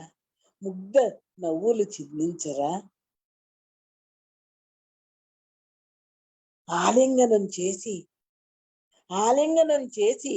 లాలి పాడతాను, నింగిలోని జాబిల్లిని కోరకురా, తేలేను కన్నా ఏడవకు ఏడవకు కన్నా, ఏడవకు ఏడవకు కన్నా. నాకు సర్వ సంపదలు నువ్వేరా, నాకు సర్వ సంపదలు నువ్వేరా, చక్కిలి గిలిగింతలు పెట్టి నవ్విస్తానురా. మమతల ముద్దులు నీకేరా, చిన్న చిన్న బొమ్మలు ఇస్తాను, చిన్న చిన్న బొమ్మలు ఇస్తాను. ఏడవకు ఏడవకు కన్నా, పాలు తాగి సద్దు చేయక నిద్రపోరా, పాలు తాగి సద్దు చేయక నిద్రపోరా, హాయిగా నిద్రపోరా. దేవతలు నీకు ఇచ్చెను కానుకలు, దేవతలు నీకు ఇచ్చెను కానుకలు, నువ్వేరా నాకు జగత్తులో ఆసరా, నువ్వేరా నాకు జగత్తులో ఆసరా. అందుకే అందుకే కలలు కంటూ సీదాదీరు చిన్న, ఏడవకు ఏడవకు కన్నా, ఏడవకు ఏడవకు కన్నా. నమస్తే. So beautiful, man. Such a beautiful lullaby, I would say. I would go across to Padma ma'am to, react on that. Yeah, hello. Hello, can you hear Yes, me? ma'am. Go ahead. Yeah, actually, Prabha ma'am, she just sang, I think, a lullaby, right, for the child. Yeah, in our Indian epics, there is a story that how Yashoda was a, mother of Lord Krishna when he was a small boy. That is how a mother, she just expressed how a mother treats her child, how she decorates her child, and how she pampers her child. She also advises him not to cry, but just uh, enjoy the time and sleep well without crying. And she also says that he is the only hope for her and he is everything for her. That is what she expressed to her poem. Yes, madam. Thank you very much. Am I correct, ma'am? Yeah, you are correct. Very nice. Okay. Thank you, ma'am. Thank you, Padma ma'am. Thank you, Amma. We love you. Janatha ma'am especially loves you. Yes. But I think, yes, on the serious note, but yes, this is very much welcoming. See, we even if we do not understand the language, but the one who is, translating it and, making it, summing up the thing, and everyone is keenly listening. That was something so beautiful, and I appreciate that. So, I really appreciate all the poets out here for, to be having a patience here. But we have a line of poets coming up, so wait on. Let me call upon Issac Cohen. Isaac. Sylvia Yang.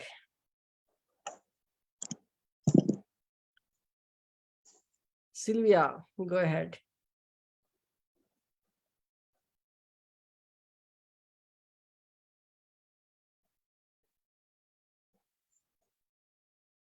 Sylvia, please turn on your mic. Oh, okay, I'm mute. I've written a new poem recently in the Singapore Poetry Writing Month. The prompt is to ask you, I try that. Do I consider a home away from a home at Levittown, Long Island, New York? Waiting up to a plate of char kway teow. The smell of coffee brewing in the kitchen.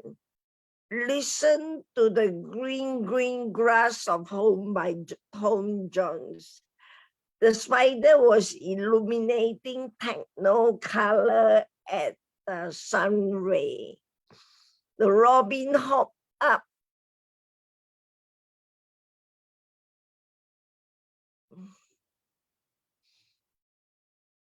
to the sound of the cat meowing. The cat pooed at my leg at chow time. The robin peeped at the snail in the garden. The tulip bowed down and salute to the sun.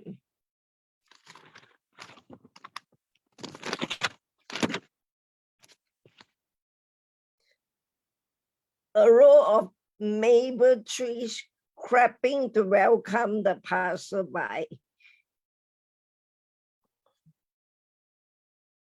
Baking a chocolate cake with 2 rice pots of laksa. The chubby neighbor mistaken me as a China girl. Fancy lunch with Peking duck at Chinatown, Manhattan. I'm having a fun staying at Long Island, New York. I didn't stay too late. I didn't stay because I got to return back to Singapore. Okay, that's all. Thank you for coming. I was asleep. That's why I came late. Apologize. It's perfectly all right. Sylvia, thanks for coming and thanks for your Beautiful presentation. reflections. Yeah, thank you, Ronnie. Thank you, Rani. And let's jump on to Isaac. Please stay on. We have Michael coming up, and yes, Prasanna sir, and Veronica, and Gangalaxmi. Oh, how could I forget Gangalaxmi ma'am? Yes, as Isaac Cohen. Please turn on your mic, Isaac. Molly Joseph is here with us. Isaac, go ahead. Yeah, thank you. Yes, dear friends and dear Kuma, Alcon, the product of grace. That the child, no books in their own. I told him, I gave you a book. If you read it, I will give you another book. The child read a book. I gave him another book. 1 and 2, and the word became into his heart, and he was a poet. How marvelous to see the product of grace give encourage for the poor child. Hallelujah. And another, wait a minute. Yeah. Another. Other coin. Dream. No blood stand guns. Only the vitality of lotus. Butterflies will fly in the world without borders. People move about free of fear. No fences between countries. The world will be as free as a bird. All countries will be using their budgets for education and high tech. A smart man will wake up and see dream is realist. Hallelujah. Thank you, Issac Cohen, Israel. Thank you, Isaac. Hallelujah. Thank you. Thank you. Lovely to hear you. Let's jump on to our next poet. Our next poet is a love poet. We always writes on love, romance, but yes, he's a beautiful poet. He gave, he taken out a wonderful, some number of books. So let's welcome Dr. Jahangir Alam Rustam. Greetings from Yeah, thank you. So turn on your mics.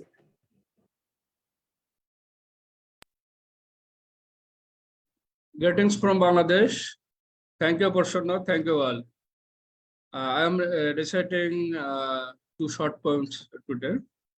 First one from Dream of Love, the English poetry book. The title of the poem, My Silent Love. You are the king of my soul, I am your queen. You are my only music, which produces from love of being. Neither have I had a servant, nor do I have enough money, but you are my sweetheart, who produces enough honey. I sacrifice all things, have those, I have nothing but love, glittering often over your face, having no car. I don't want gold and oil. If you live near me, you are full with accumulated love, which I see. Just one time you say, you are mine. Fill up my blank heart with love as for rolling grapevine. As our two hearts are bounded with one string, often you fly into my mind with a pair of the wing. And second piece from another English poetry book, Love in Life. The title of the poem, Moonlit Night at the Sea Beach. In a moonlit night, a disk of golden glow hangs on the open blue sky, detached and far from the beach that fascinates any romantic guy. Marvelous! Every shimmering silver star with glittering and impressive moon, increasing the intensity of falling night that enlightens the earth as a blooming gold. The falling light point reflected on the sea beach with sand and water, a heavenly glow and radiance gleams with the hue and multicolor. As every ray of light kisses the ground with delight, love, joy, and fervor, as the diamond beam enlightens the earth by skirting heavenly glow everywhere. Sometimes the murmuring voice of the sea strikes the enthusiastic mind with passion. Wow, as some water elves have come down on the sea beach to grace the occasion. A passionate mind is always lost away in its splendor, beauty, and grandeur, as she enjoys the situation and scenery that emanates as a romantic pleasure. Thank you.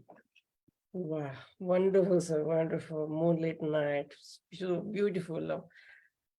Two poems of yours, beautifully presented. Let's jump on to, let's welcome our next poet. Our next poet is, he always brings flower, rain flower, or, the fragrance of rain. And it is short ones. So let's welcome Sreedharan Parokode.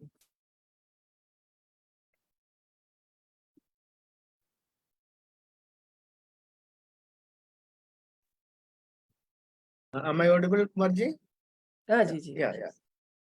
As usual, let me say a few lines from Malayalam. The situation behind this writing is that when children were playing in the ground, and at the particular time, a beggar-like man approached them and gave some sweets. And after some moments, one of the children was not there. He disappeared because we do not know actually in which shape, in what form they approach the children. That's why this is a warning, and they should know it. Kunyu Moham. Kunyu Moham means a little wish. മാനത്തുള്ളോരമ്മാവൻ മാടി വിളിക്കുകയാണല്ലോ. മാനത്തുള്ളോരമ്മാവൻ മാടി വിളിക്കുകയാണല്ലോ. എങ്ങനെ പോകും ഞാൻ അമ്മയും അച്ഛനും അറിയാതെ? എങ്ങനെ പോകും ഞാൻ അമ്മയും അച്ഛനും അറിയാതെ? ചിറകുമുളച്ചു കഴിഞ്ഞില്ല ചോദിക്കാതെ പറക്കാനായി. ചിറകുമുളച്ചു കഴിഞ്ഞില്ല ചോദിക്കാതെ പറക്കാനായി. വഴിയറിയില്ലേ ആകാശം വലുതാണമ്മ പറഞ്ഞല്ലോ. വഴിയറിയില്ലേ ആകാശം വലുതാണമ്മ പറഞ്ഞല്ലോ.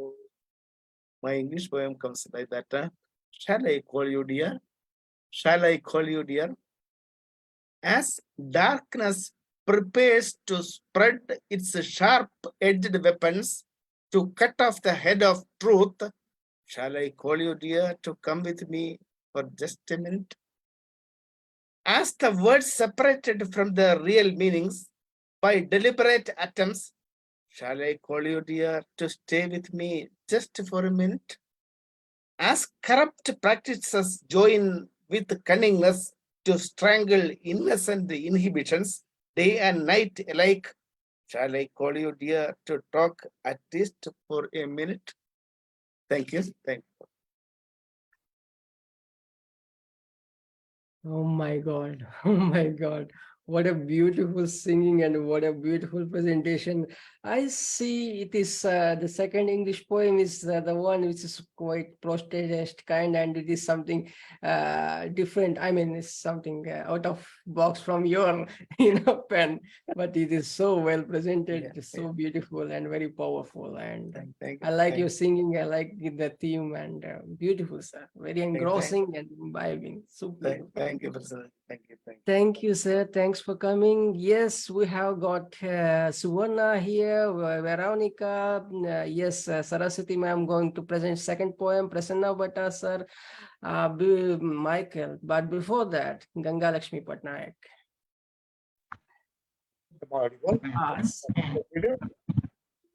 Gangalaxmi. Good evening, everyone. Prasanna ji, I am too early today for your coming program. I am too early for your coming program. Last fish of the ocean. I am the last fish of the ocean. Okay. Good evening, everyone. It's a great pleasure to receive invitation from poet Prasanna Kumar, though late, to attend the live recital video program. I would like to recite two poems.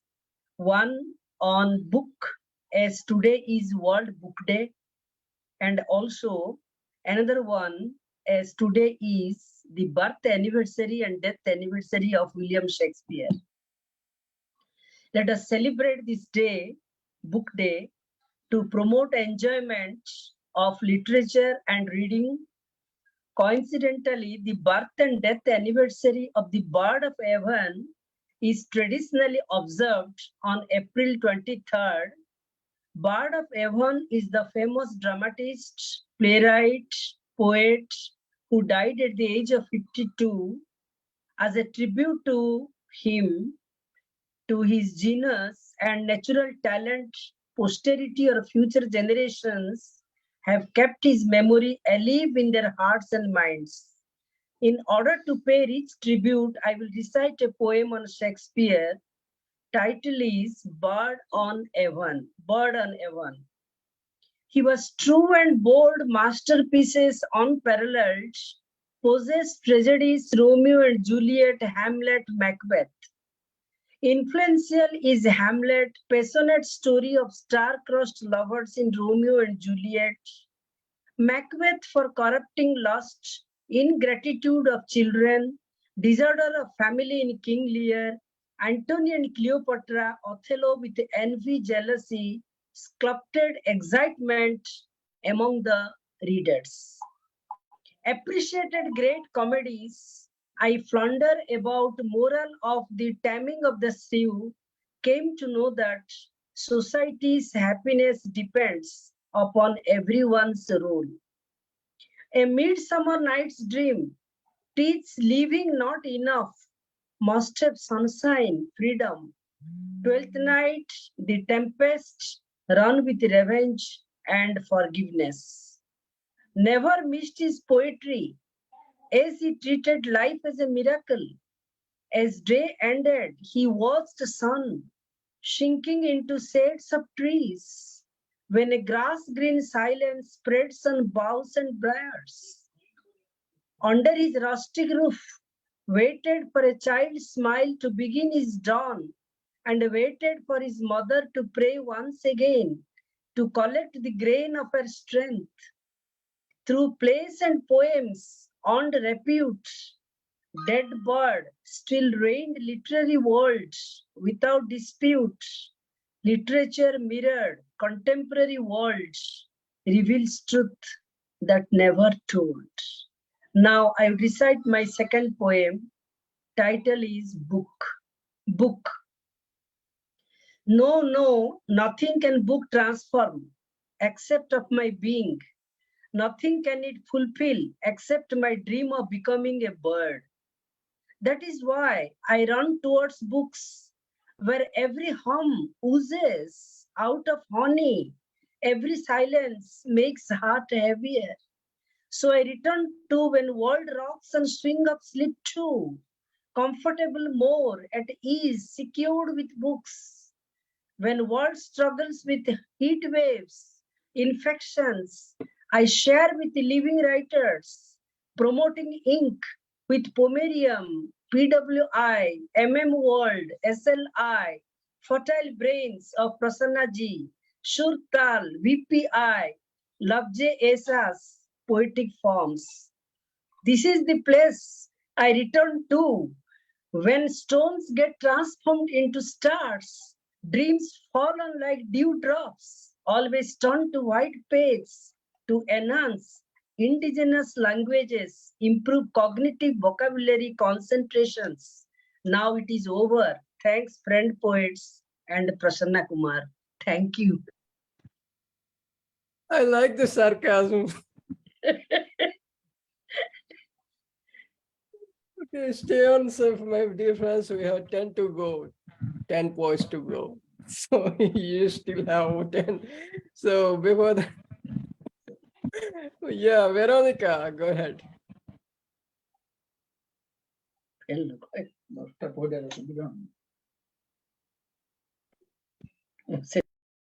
Veronica.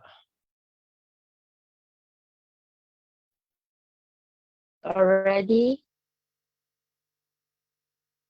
Am I audible already?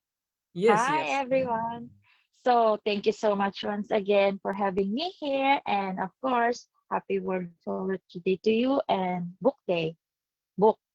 So about that, because we are all know that we are all respectable poets and poetess around the world. So I prepared 2 poems for today. The title of my first poem is When Will Be.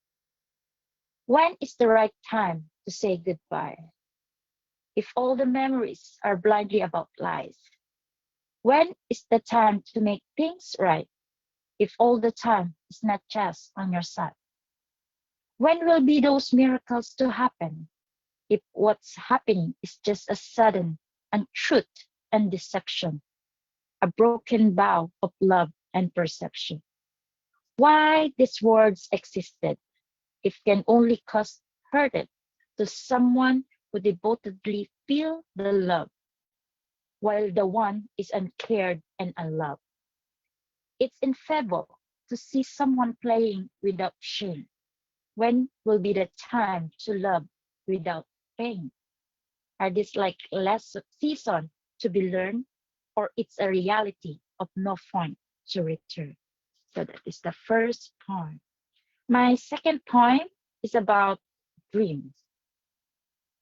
I wish I can fly for real, something that can be still, traveling to get my dreams and to conceal in the deepest part of my heart I wanted to feel. I don't want a nightmare or mind the things that make me scared. I want to live in reality to prepare my wings for the hardest life battle that there. Courageously flying above the sky, gazing directly to my mistakes to rectify, or deeds that indeed that I need to justify, to make a way without a valuable lesson for my life to satisfy. I have endless dreams and ultimate passion. My heart is full of compassion, not to show myself in action. I just want to breathe and live full of action. So thank you so much. Thank you, Veronica. Thank you. Thanks for coming. Thanks for thanks. I mean, I appreciate the work you're doing. I really that was simply Yeah, inspiring. yeah. Thank I'm you. very busy, very busy. Yes. Thank you. Yes. Thank you. Thank Thank you. you. Thank you. Thank you, Veronica. Let's before I get the blame of you're calling up late, but let me call up on our lively poet. I mean, she's making waves nowadays. Yes, P. Suvarna.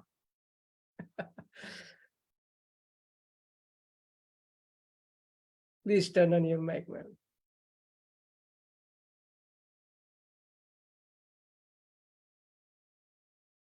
Ma'am, turn on your mic. Am I audible, sir? Good evening. Yes, yes. Hello. Go ahead. Go ahead. Go ahead. Good evening, sir. How are you? Okay. Last 3 weeks I have missed. And it's indeed a great program I have missed the last few weeks. Now I'm happy to be with you all. Thank you, sir, Prasanna sir, for giving me this opportunity. And the poets all here are like a rainbow. All have different colors. I'm happy to be here. Today is a World Book Day. I wish all the poets a happy World Book Day. Owing to this situation, I would like to read the poem on books. Books are like brooks, enriched with fresh, precious knowledge. Books are like brooks, enriched with fresh, precious knowledge, enriching everyone to enrich, enabling everyone to enrich and encourage. Books are like brooks, enriched with fresh, precious knowledge, enabling everyone to enrich and encourage. Books are like ocean pearls, binding and winding with values and pleasures.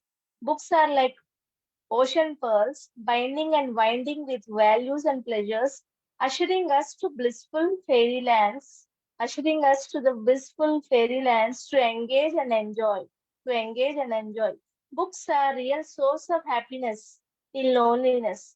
Books are real source of happiness in loneliness. Where poets' hearts dwell in the words of woods, where poets' hearts dwell in the words of woods to describe and inscribe, Books are my only hopes in my solitude of joblessness. Books are my only hopes in my solitude of joblessness, which I crave for to read day and night, Thus raise my mind of attitude to an altitude. Books are like hooks to some kids. Books are like hooks to some kids. So they avoid their looks. That's why I'm here to teach. And to match them to their great future, as books are great educators to educate. And books are part and parcel of my life. Thank you for listening to my poem. Thank you, sir. Beautiful, ma'am. Beautiful. Wonderfully presented. Books are part and Thank you, parcel of sir. your life. Beautifully presented. Yes. Let's move on to our Books next are poet. part and parcel of the poets also. Everybody. Poets Thank you, also. sir. Yeah. Thank Yes, you. yes. Let's welcome our next poet. Our next poet is a winner of hearts, winner of kids, winner of worlds. Yes, Molly Joseph is here as for us. Welcome. Please welcome Molly Joseph. Yes, yes.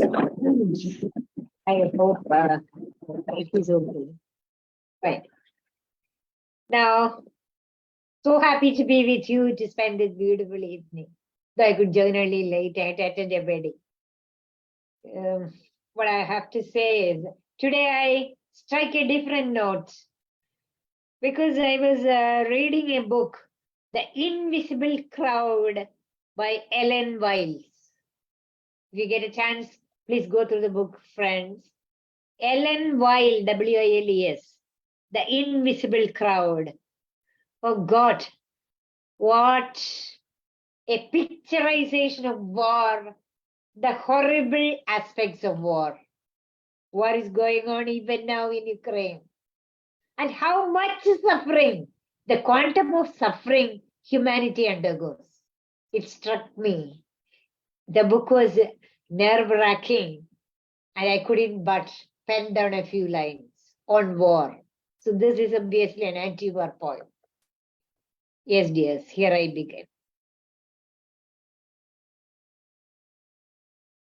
The narrow walls abound, restrictions, but human spirit resists, ferrets out an entry point, exit. How many a war engendered evacuation? Natives made exiles in their own soil.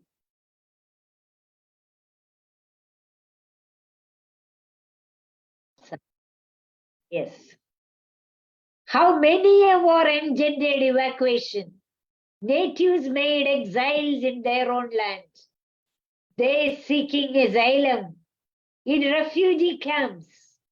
Migration wings where conscripted labor, torture zone. Many fleeing for escape, risking their lives. The kids clinging to mothers, dehydrated, dead. Women stolen their dignity by ruthless oppressors, soldiers, or men, their men beaten up, tortured in helicopter position. I highlight that. What is this helicopter position? They are hung by a thread and they are beaten up. These are all realities of sufferings we know. It's not fiction. See, women stolen their dignity by ruthless oppressors, men beaten up, tortured in helicopter position. It goes on. The heinous drama with every war aggression. Imposters there pretending as peace ambassadors to promote violence, the so-called leaders. How disgusting, degrading, homo hybrid, H-U-B-R-I-S, I would call them homo hybrid, human beings as waste. And running roughshod over each other. Prithvi, dear animal world. Today Shakespeare's day, so I thought of borrowing that term from him. Prithvi, please. Prithvi, dear animal world, you start on a far higher plane than we Homo sapiens. Here is man inflicting restrictions, sufferings on his fellow men for power, dominance, money. War, how it grows so redundant when human life is at peril, when nature revolts, men start scrambling for means of bare existence, for fresh air, water. High time to realize the need of oneness, to face the common threat to our existence, survival. Let all efforts at wall building collapse. for us to walk out free, totally free from our self-chosen, self-made dungeons. Aren't we in those dungeons of greed? Let us break it open. So this is a poem I submit before you. Thank you so much. My, such a powerful rendition, very vocal, very up, protest kind, but yes, this is very much needed at times like this. And Thank you, really, thank you, Prasanna. Thank you, dear. Thank you. This is very much need of the hour to speak and to Personally, may I continue with my last poem? Yes, go ahead, ma'am. Go ahead. Yeah, good evening once again, and wish you all a very happy Books Day too, everyone. And the title of my another poem is Books. Actually, this was missing. I've written today this poem for this special day, so I'm going to share with you all. Books. Title of my poem is Books. Books are true guides. Books are true guides, seldom path of life. Make us laugh. They are factful grandeurs, engulf our soul for infinite firmaments. Books are true guides, seldom paths of life, make us laugh. They are factful grandeur, engulf our soul for infinite firmaments. Roundly collapse.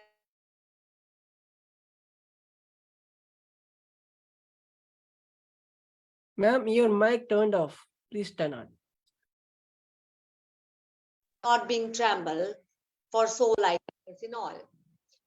The cogitations for the bewilderness to apprehend for flaming and enlighten to all of us. Books helps to oscillate. Books helps us to oscillate from the darkening to void, the voice in the light being literal. Wrenching one heart thoroughly from being amiable, amorous, without being amok to the exuberant.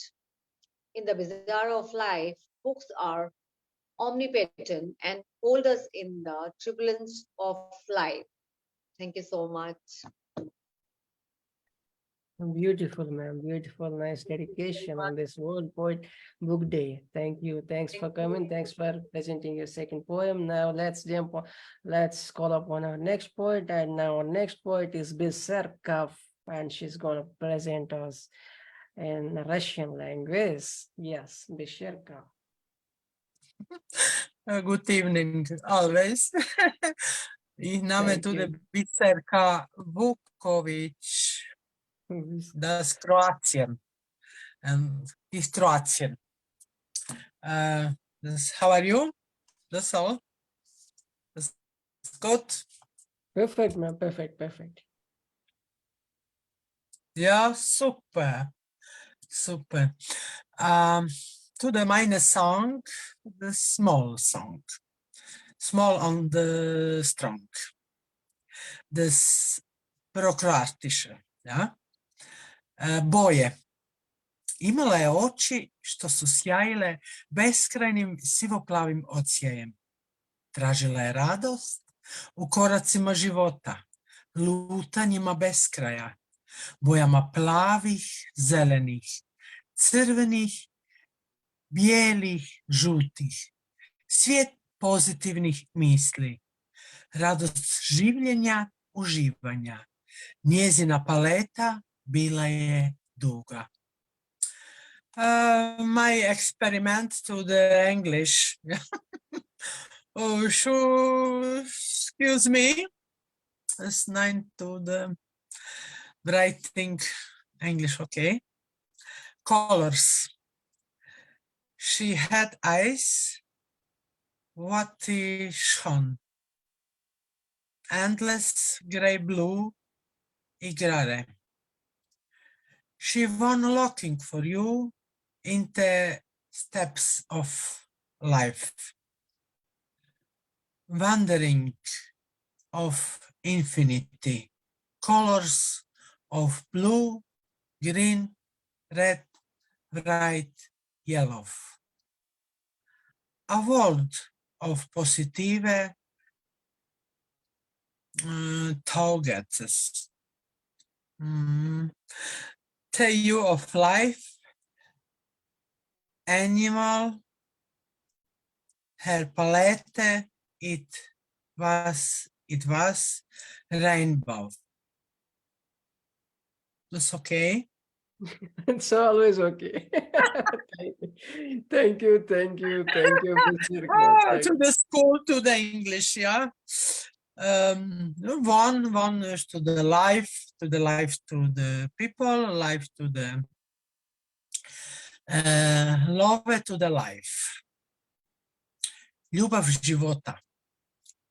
U cvjetnim laticama kupaju se pčele. Svijetom vladaju zlo i dobro. Donose smrtonosni otrov, donose dobrotu i toleranciju koja uništava sve to loše oko nas. Magiju molitve i dobrih dijela koje sve pretvara u zvijezde što sjaje velikim prostranstvom, plavim nebom. Rijeke kukavice teku ovim planetom, donose i raznose mir u svaki kutak. Bacaju u zaborav sve ono loše od čovjeka. Sada malene pčele slobodno nebom lete. S cvijeta na cvijet dodiruju tučak.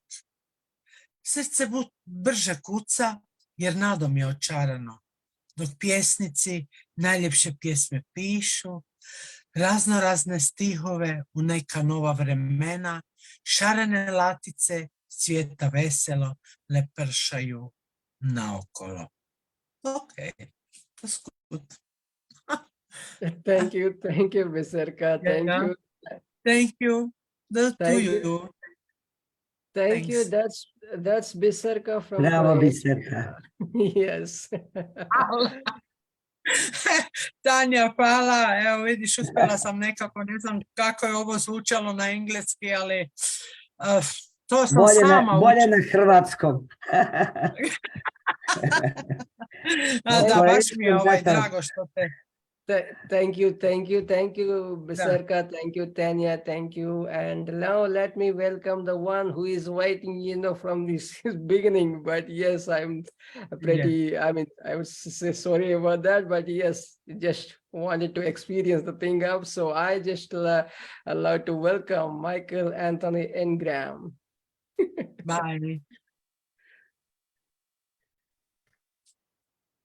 Bye, Bisserka. So turn on your mic. Here we are. Thank you. I bring you greetings from Washington, D.C. It's fantastic to see so many people who love poetry. It's an inspiration to me. It's an inspiration. I'd like to share two poems from my upcoming book called, the title is When Cherry Blossoms Fall on Black Skin. Here's the first one. This is very short. Elusive's Birthplace of a Skyless is the title. My life has fallen apart. I see the Acropolis in the distance. Grief comforts me as I lay amongst the pieces. I gently cleave to the remains of my existence, now like forgotten ruins that whisper tales of ancient defeat resting beside me. Too fragile to restore me to my worth. I suffer the coldness in the air. No warm coffin to serve as my blanket. Many years ago, the second one, I read famed philosopher Albert Camus' work on essay on the death of Sisyphus, an existential essay. In Greek myth, Sisyphus was the scheming king in Greek mythology who delighted in tricking the gods to achieve his own personal gain. Sisyphus was condemned by the gods to pointlessly roll a large rock up a hill only to watch it repeatedly roll down for eternity. So my piece is titled Sisyphus and Albert. Sisyphus, I read the words of Albert Camus last night. He stated that your eternal millstone to roll a giant boulder up a hill, reach the top, and repeatedly watch it roll down again was well earned. I wholeheartedly agree with this assessment of your mythological task. I read the words of Albert Camus last night. His reflections on the absurdity of life made me think about my own existence, the unceasing struggle to differentiate the real from the strange. Sometimes the views are so blurred that I get perplexed finding the difference between heavy stones and flowers. So I cannot help but wonder if, like you, Sisyphus, I too will roll a boulder up a hill forever. I read the words of Albert Camus last night. No, I've done nothing wrong. Unlike Zeus, I have neither revealed his secrets to Olympus nor been cruel to humanity. I've not cheated death twice. Once, yes, but twice, no. And it is yet to be given as my current address. My crime is that I wear a mask to hide my real self. Invisible, yet visible, I dart through streets, conversations, and love relations so that no one will discover that I live with the mind that does not love me. The chatter in my head is not gentle like that of a tiny baby. It does not exude warmth. It does not do the body good like milk was erroneously believed to do so. I read the words of Albert Camus last night. A troubled mind is a boulder that I repeatedly roll up the hill. Every day I push it up to the top of my mind's mountain, only to watch it crash again down before midnight. Never ending, never ceasing chaos caused by the light, triggered by the world. I read the words of Albert Camus last night. Afterward, I could not sleep. Thank you. Goodness, give it up for Michael. Wow, that is called performance with wow, Michael. So that is never disappointing. So he holding you till the end. But yes, really remarkable performance. I would say powerful delivery. That is what Sam Jennifer said. Yes, really powerful. Thank you for giving us a space of your rendition, getting us to listen. And yeah, thank you, Michael. Let's move to Jennifer.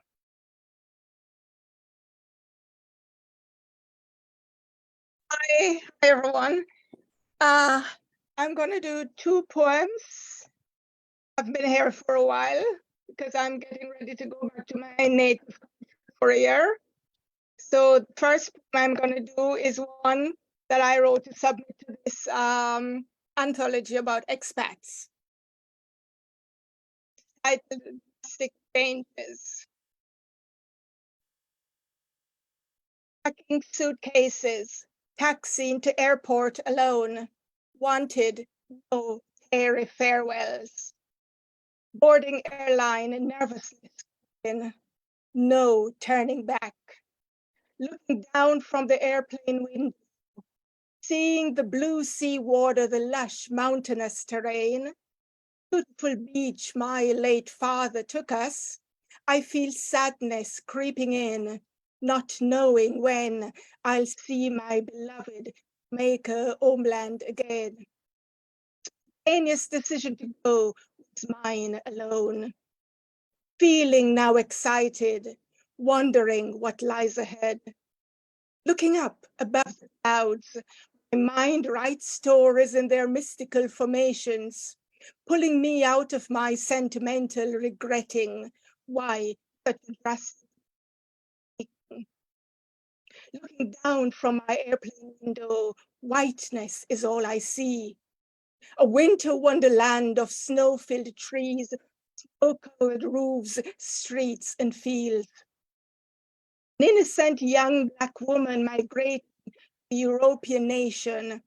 I bravely land in a land of white folks, a land of foreign tongues, Germany, knowing not only racial prejudice waits me. My winter coat able to keep out the freezing cold. Shivers asking, why am I so bold? I can speak only 3 phrases. My blonde-haired, blue-eyed German host, Cephas family, welcomes me warm-heartedly. Love at first sight, my fare takes flight. Yeah. Those of you who don't know me, I have been living in Germany for 43 years, but I do go back to Jamaica regularly every 2 to 3 years. But in the May, I'll be going for an entire year to just take in my native country once again. My second poem is titled Children's Voices. In the rubble, a child's voice shouting, shooing away vultures, scavenging for food. The child also has hunger. Garbage bin, a baby's cry, not knowing why, it no longer feels its mother's warm skin. God will send a human, maybe a dog, to give it warmth, to prolong its life. Years later, the adult will seek, will thank its earthly and heavenly saviors. In the garbage wasteland, children and adults bridge for food, for things to sell, earn a living, buy food, nourish themselves, their families. The skyscrapers of the affluent, curvers close by, out of their reach, their ragged pockets cannot afford to even get close to the main door. Children's voices cry, the children's voices cry. Thank you.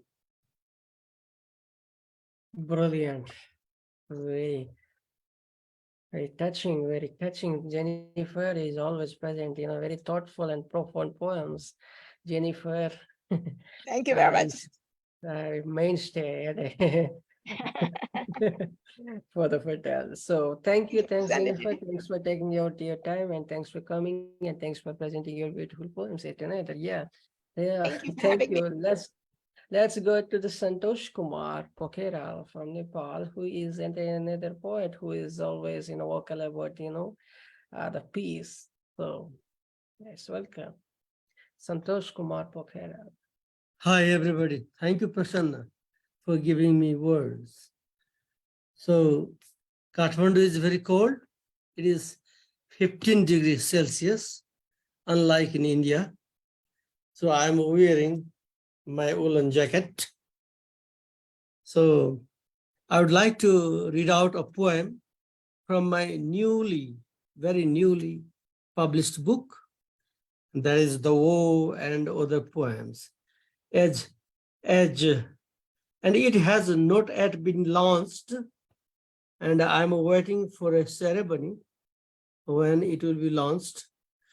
So I would like to read out one poem from here, and fortunately this poem was written in Bhubaneswar, Odisha, and which was recited there in the 39th the literary festival of World Congress of Poets.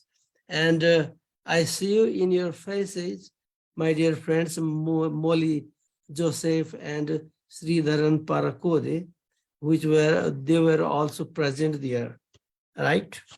So let me read out this one. The title of my poem is Your God and My Vow. Follow me.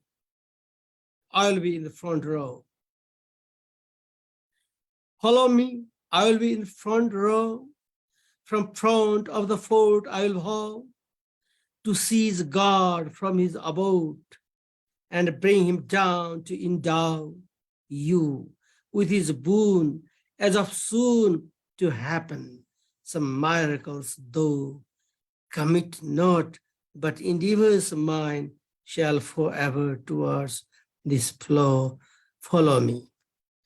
Follow me, I will be in the front row. From front of the fort I will vow to seize God from his abode and bring him down to endow you with his boon as of soon to happen. Some miracles, though, commit not, but endeavors mine shall forever towards this flow. Clouds shall not be there but fair. Clouds shall not be there but fair is hoped to happen below his reign. Not least in vain shall serve this purpose, will glow my inner jewel in real, won't ever be that slow. To get him now and to him bow, and this much I will vow. Follow me, follow me. I will be in the front row. Thank you. So in coming very few days, this book will be available in the internet sites, maybe in the Amazon and the Googles and other sites. So you may enjoy this book. And most of the poems have been dedicated to the ongoing war between Russia and Ukraine. So here I have dedicated 5 chapters for each subject, for war and other poems, love and beauty, and these metaphysical poems and poems for the kids, etc.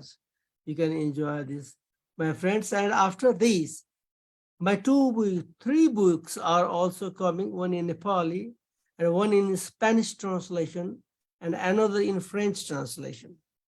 And those all will be available in the internet. Thank you, my friends. Thank you, sir. Thank you. Thanks for coming. And you could share the links, whatever you feel like, in the chat, and so that they could follow it by others. So thank Definitely. you for coming. I will share. Beautiful poems. Maria Martinez, would you like to read, or you just wanted to be the audience? Maria, could you turn on your mic and audio video? Maria Martinez. I could see you, but yes, you could unmute your mic, or you could just show up your, Okay, let's go to Renukuntla Murali. Yes, he's our very supportive to this group. Renukuntla Murali. Sir, kindly unmute your mic, Renukuntla Murali. What is he doing, man? Renukuntla Murali.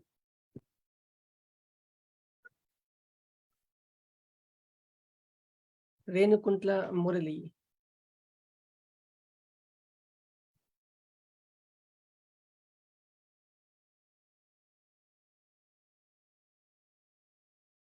Okay, maybe I think he's got some issue with his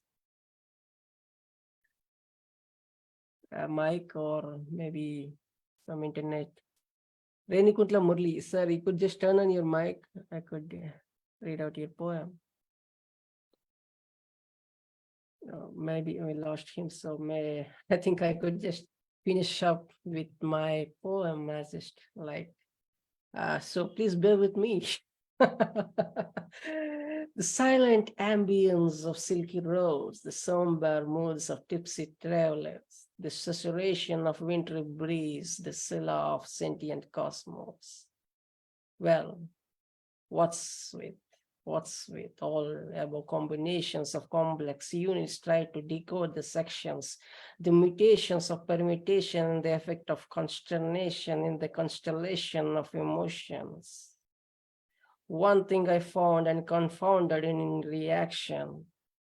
Yes, a wave of passion runs through the vein of the season that bewitched every other person, lifeless, and a being in life is no reason. The divine smell of affection binds all facets, the divine devotion to love binding all elements. That's love, love, love. Thank you. Thank you. Wish Renukuntla would have presented his poem, but yes, we miss him. Yes, Maria. Thank you, Janatha ma'am. Thank you, Jahangir ma'am. Thank you, Somdata ma'am. Thank you, Jennifer. Thank you, Michael, Sreedharan, Santosh Kumar ma'am, and to everyone out here. Thanks you for giving your time, and thank you everyone. Respect. Thank you, Gangalaxmi ma'am. Thank you, Beserka. Thank you, Tanya. Thank you. Thank you, President.